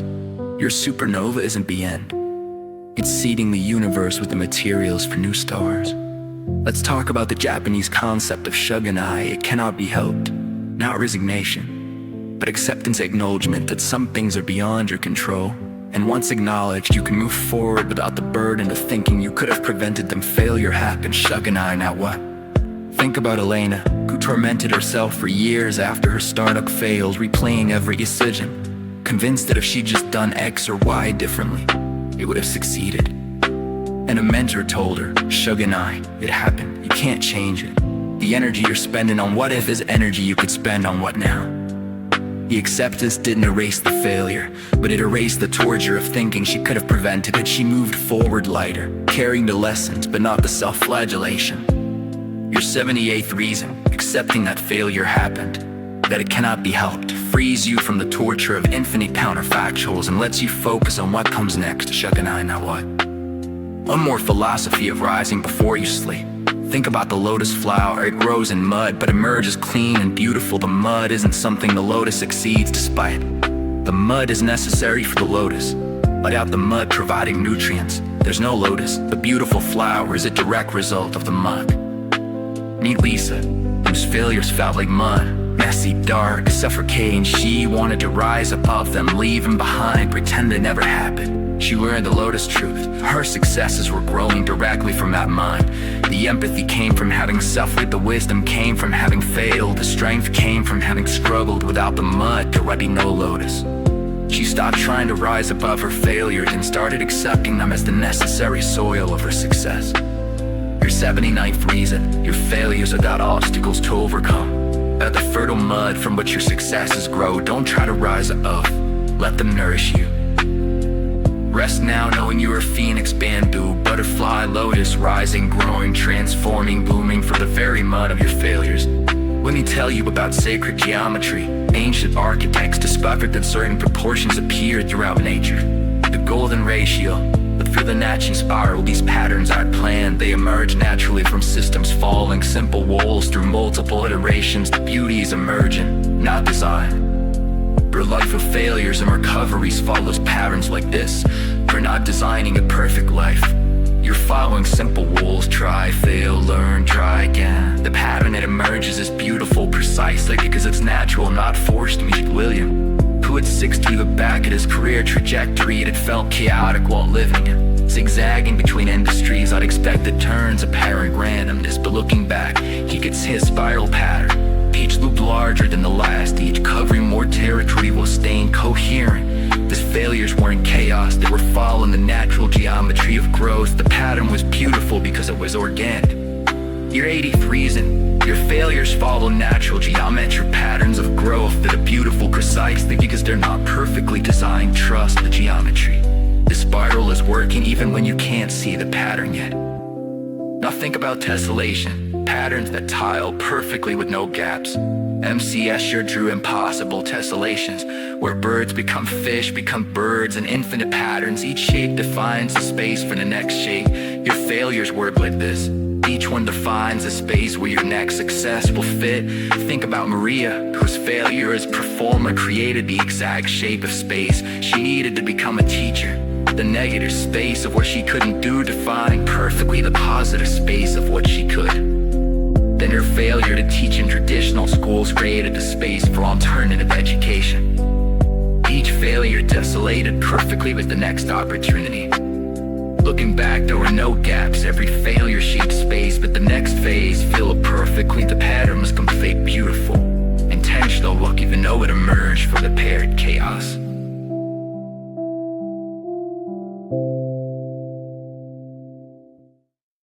Your 81st reason: your failures create perfectly shaped spaces that your next successes will fill, tessellating through time into a complete pattern with no wasted space. Every failure has a purpose in the pattern, even if you can't see it yet. Let's talk about the mathematics of knots.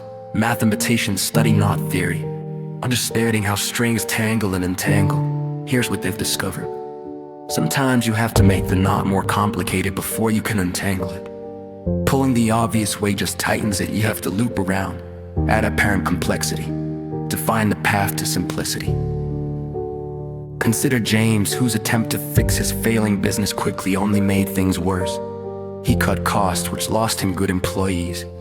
He doubled down on the failing product, which dug the hole deeper. Each obvious solution made the knot tighter. Finally, he tried something counterintuitive. He slowed down, invested in research, complicated the situation by bringing in consultants. It looked like making things worse, but those complications were the loops that let him eventually untangle the knot. Sometimes failure teaches you that the direct path makes things worse, and you need to add apparent complexity to find actual simplicity. Your 82nd reason: sometimes your failures teach you that solving problems requires making them more complicated first, adding loops and complexity that eventually create the path to elegant solutions. Don't fear the complication, it might be the path through. Breathe deeply, feel the patterns working in you. Think about fractals again, but differently. Fractals have a property called self-similarity. The pattern at small scales mirrors the pattern at large scales.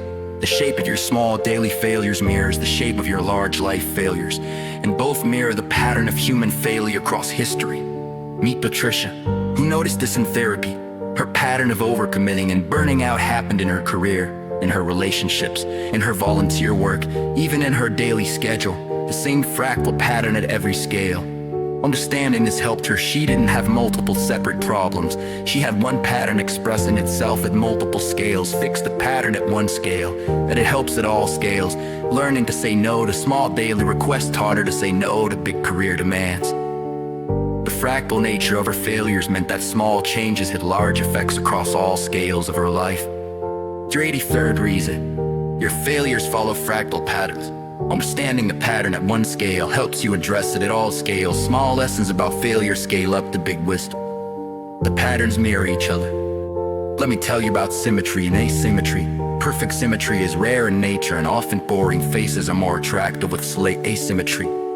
Music is more interesting with unexpected breaks in pattern. Beauty requires some deviation from perfect order.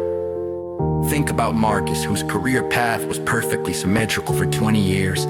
Steady promotions, predictable raises, clear trajectory. It looked successful but felt empty. Then came the failure. Laid off during restructuring. The break in symmetry was jarring, but it made his life interesting. He took risks he'd never taken before the asymmetrical phase. Consulting, freelancing, starting a business was less secure but more alive. Looking back, the asymmetry was what made his life beautiful. The perfectly symmetrical phase had been boring. The failure that broke the pattern was what created interest. growth, depth. Your 84th reason. Your failures create asymmetry that makes your life more interesting, more beautiful, more uniquely yours than perfect success ever could. The breaks in pattern are what create beauty. Perfect symmetry is lifeless.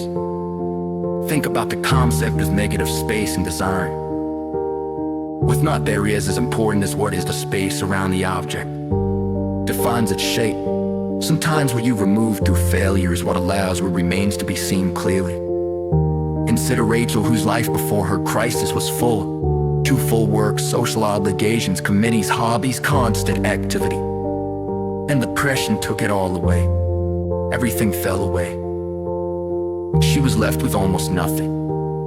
But in that negative state, she could finally see what actually mattered to her. The removed elements defined by that absence what she actually needed. When she rebuilt, she only added back what mattered. The failure had created negative space that let her see the shape of her actual life clearly. Their 85th reason. Sometimes failure removes so much that you can finally see the shape of what truly matters through the negative space of what's gone. The subtractions define the essential additions.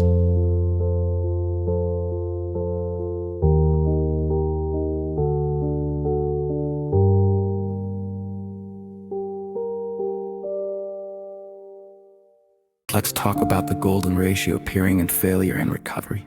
The golden ratio appears in spirals in the proportions of the human body. In music, it represents the most aesthetically pleasing proportion of growth. Interestingly, it's related to the Fibonacci sequence. Each number is approximately 1 times the previous one. Think about how your recoveries from failure follow this pattern. Each time you recover, you don't just return to where you were. You grow by a factor: small failure, small growth, medium failure, medium growth, large failure, large growth. The proportion stays constant, growth proportional to the challenge. Meet David, who noticed this in his life. Small setbacks taught him proportionally small lessons. His major failure, business collapse, divorce, health crisis, all at once, taught him proportionally more. The growth always matched the fall in that golden ratio. He stopped fearing failure because he understood the geometry. Bigger falls meant proportionally bigger growth. Your 86th reason. Your growth from failure follows the golden ratio. The size of your growth is proportional to the size of your fall. The geometry is reliable. Bigger falls create bigger growth. The proportion is beautiful, natural, inevitable. Rest now knowing that patterns are working in you. Tessellations, fractal spirals, golden ratios. Your failures are not chaos, they're geometry. Let me tell you about the heat, death, and rebirth of the universe. Physicists theorize that the universe goes through cycles: expansion, heat, death, then somehow rebirth into a new universe. Nothing is permanently ended. Even the universe itself fails and begins again. Your failures are part of this cosmic pattern of ending and beginning, death and rebirth. You are not separate from the universe, you are the universe experiencing itself. And when you fail and rise, you're participating in the same pattern that stars and galaxies and universes themselves follow. Meet Thomas, who felt small and ashamed in his failures until he learned about cosmic cycles. His failures weren't personal defects, they were him participating in a fundamental rhythm of reality itself. Death and rebirth, expansion and contraction, failure and success is how the universe works at every scale. Understanding this didn't erase his pain, but it contextualized, and he wasn't failing your life. He was doing life exactly right, participating in the cosmic dance. Your 87th reason. Your failures connect you to the fundamental rhythm of the universe itself, the cycle of death and rebirth that operates from the smallest particle to the largest galaxy. You're not broken, you're cosmic. Now think about entropy and complexity. The second law of thermodynamics says entropy, disorder, always increases, but here's the paradox. Complexity also increases, yes. The universe tends toward disorder, but within that disorder, pockets of incredible complexity emerge: stars, planets, life, consciousness. consciousness. Your failures are entropy, things falling apart, disorder increasing. But within that entropy, new complexity emerges. You become more nuanced, more sophisticated, more multi-dimensional through failure than you ever could through smooth success. Think about Sarah, whose orderly life fell apart completely. Divorce, job loss, health problems, all at once, maximum entropy.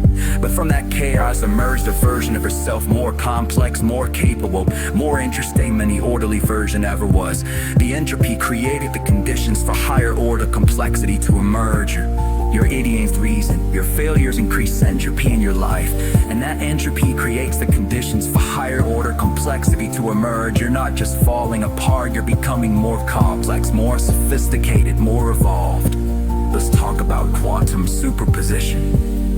At the quantum level, particles exist in multiple states simultaneously until observed failure collapses your superposition. It forces reality into one specific state that sounds negative, but it's actually necessary. You can't live in superposition forever. Eventually you have to choose, act, be observed, and collapse into a specific reality. Consider Marcus, who spent years in superposition, multiple possible careers, multiple possible lives, infinite potential. It felt good to have all options open, then he failed dramatically at one career path, collapsed into specific reality, but that collapse freed him. No more infinite possibility paralyzing him. He was in one specific reality now, and from that reality he could actually build something. The failure that collapsed his superposition was the beginning of his actual life.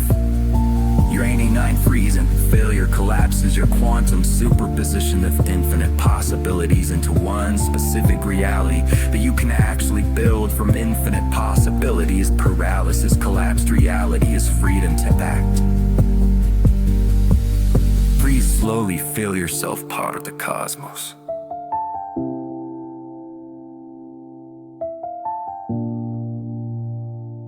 Think about how black holes work.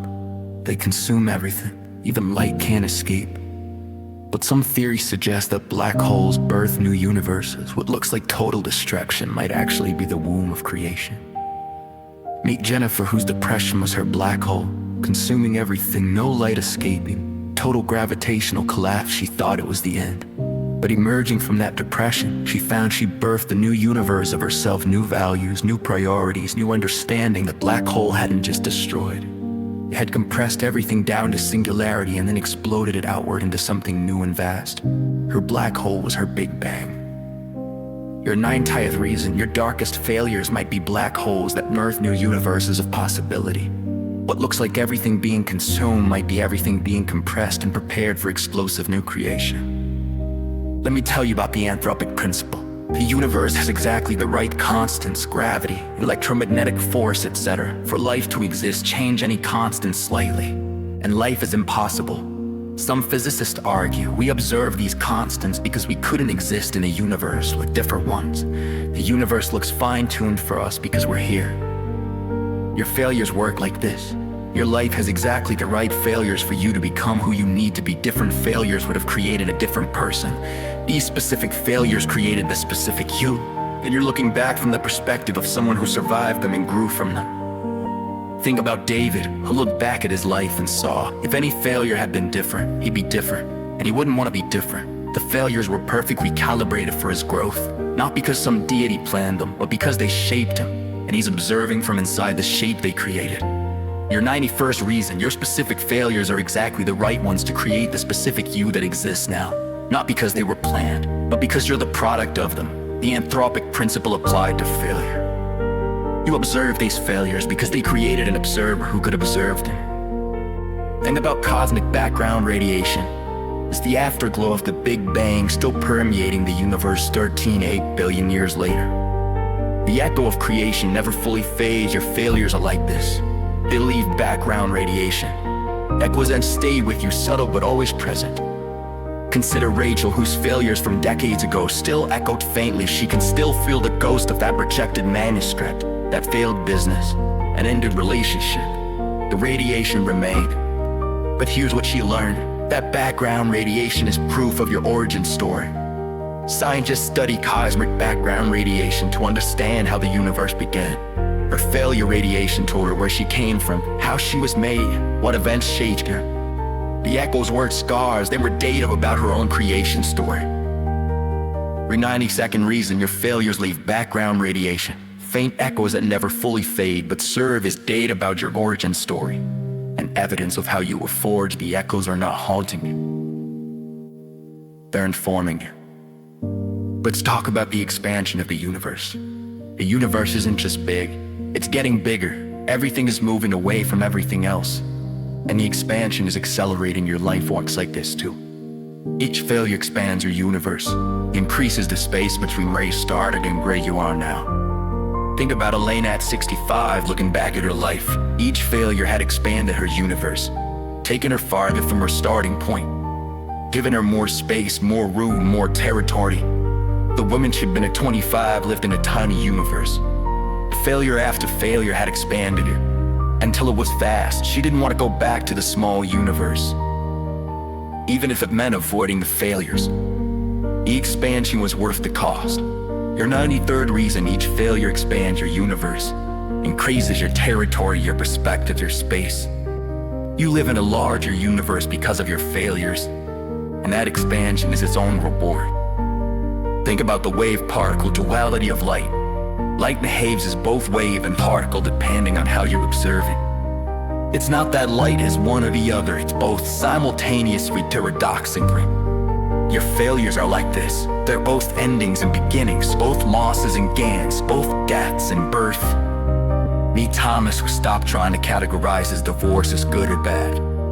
It was both, and not either, or loss of a marriage, gain of independence, death of a dream, birth of new possibilities. It was wave and particle simultaneously, accepting the paradox freedom. We're trying to make it all one day. Life is both, and failure is both, and wave and particle, loss and gain. And then expansion is its own reward. Think about the wave-particle duality of light. Light behaves as both wave and particle depending on how you observe it. It's not that light is one or the other. It's both, simultaneously, paradoxically. Your failures are like this. They're both endings and beginnings, both losses and gains, both deaths and birth.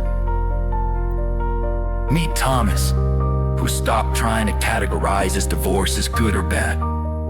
It was both, and not either, or loss of a marriage, gain of independence, death of a dream, birth of new possibilities. It was wave and particle simultaneously, accepting the paradox, freedom from trying to make it all one thing. Life is both, and failure is both, and wave and particle, loss and gain. Your 94th reason, your failures exist in superposition of good and bad, loss and gain, death and birth. Trying to collapse them into one category misses their paradoxical both in nature. Accept the wave-particle duality. It's both. It's always both. Let me tell you about the eventual heat death of the universe. Eventually, in trillions of years, the universe will reach maximum entropy. No temperature differences, no energy transfers, just stillness. This sounds dark, but there's beauty in it. By then, the universe will have experienced everything it could experience. Your failures are part of the universe experiencing itself. When you fail, you're helping the universe complete its journey. Every experience, every failure, every rise, every fall, it's all the universe knowing itself. Consider all the people we've met in these stories. Every one of them helped the universe experience something it couldn't experience through success alone. Their failures were the universe learning about itself, and so are yours. Your 95th reason, your failures are the universe experiencing itself, completing its journey of knowing what it's like to be human, to try, to fall, to rise. You're not failing alone, you're cosmic self-knowledge in progress. Think about the holographic principle. Some physicists theorize that all the information in a three-dimensional space can be encoded on a two-dimensional surface like a hologram. Everything in the volume is contained in the boundary. Your life works like this. All your failures, all your experiences, all your learning is encoded in the boundary of who you are now. You contain everything. Every failure is present in the hologram that is you. Someone who really sees you can see all your failures, all your rises, all your journeys encoded in the surface of who you've become.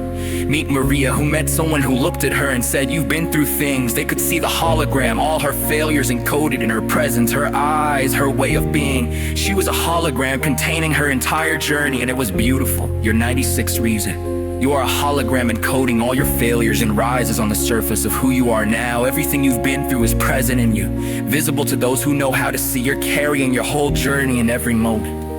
Let's talk about the multiverse theory. Some physicists believe that every possible outcome of every decision exists in parallel universes. Somewhere there's a version of you who succeeded where you failed, but that version of you doesn't have your knowledge, your depth, your hard-won wisdom. Think about all the versions of you in parallel universes who never failed, who got the job, stayed in the relationship, succeeded at the business. They're living in smaller universes. They didn't expand through failure. They didn't develop the complexity you did. You're the version who failed and grew from it. That's the most interesting universe to inhabit. Your 97th reason. In the multiverse of possible you're the one who failed and grew from it. And that makes your universe the most interesting, most complex, most valuable one to inhabit. The smooth success versions you're living in boring universes. Yours is depth. Think about dark matter and dark energy. They make up 95% of the universe, but we can't see them. We only know they exist because of their effects on what we can see. Most of the universe is invisible, known only by influence. Your failures are like this. Most of what failure teaches you is invisible. Can't be measured, can't be shown on a resume, can't be proven, but it's real, and it influences everything visible in your life. The patience you learn, the empathy, the resilience, the perspective. None of it shows up in obvious ways, but it's the dark matter of your personality, the invisible 95% that actually holds everything together. Your 98th reason. Most of what failure teaches you is invisible dark matter. Can't be measured or seen, but it's the majority of what makes you who you are and holds your visible life together. Trust the invisible learning. It's real, and it's doing the real work. Finally, think about the Big Crunch theory. Some physicists theorize that the universe might eventually stop expanding and start contracting, eventually crunching back into a singularity, perhaps to explode into a new Big Bang, cycles within cycles, endings that are beginnings. Your life of failures and rises is practice for this. You're learning the cosmic scale of ending and beginning, dying and being reborn. Each failure is a little big crunch, each recovery a little Big Bang. You're rehearsing a fundamental pattern of existence itself.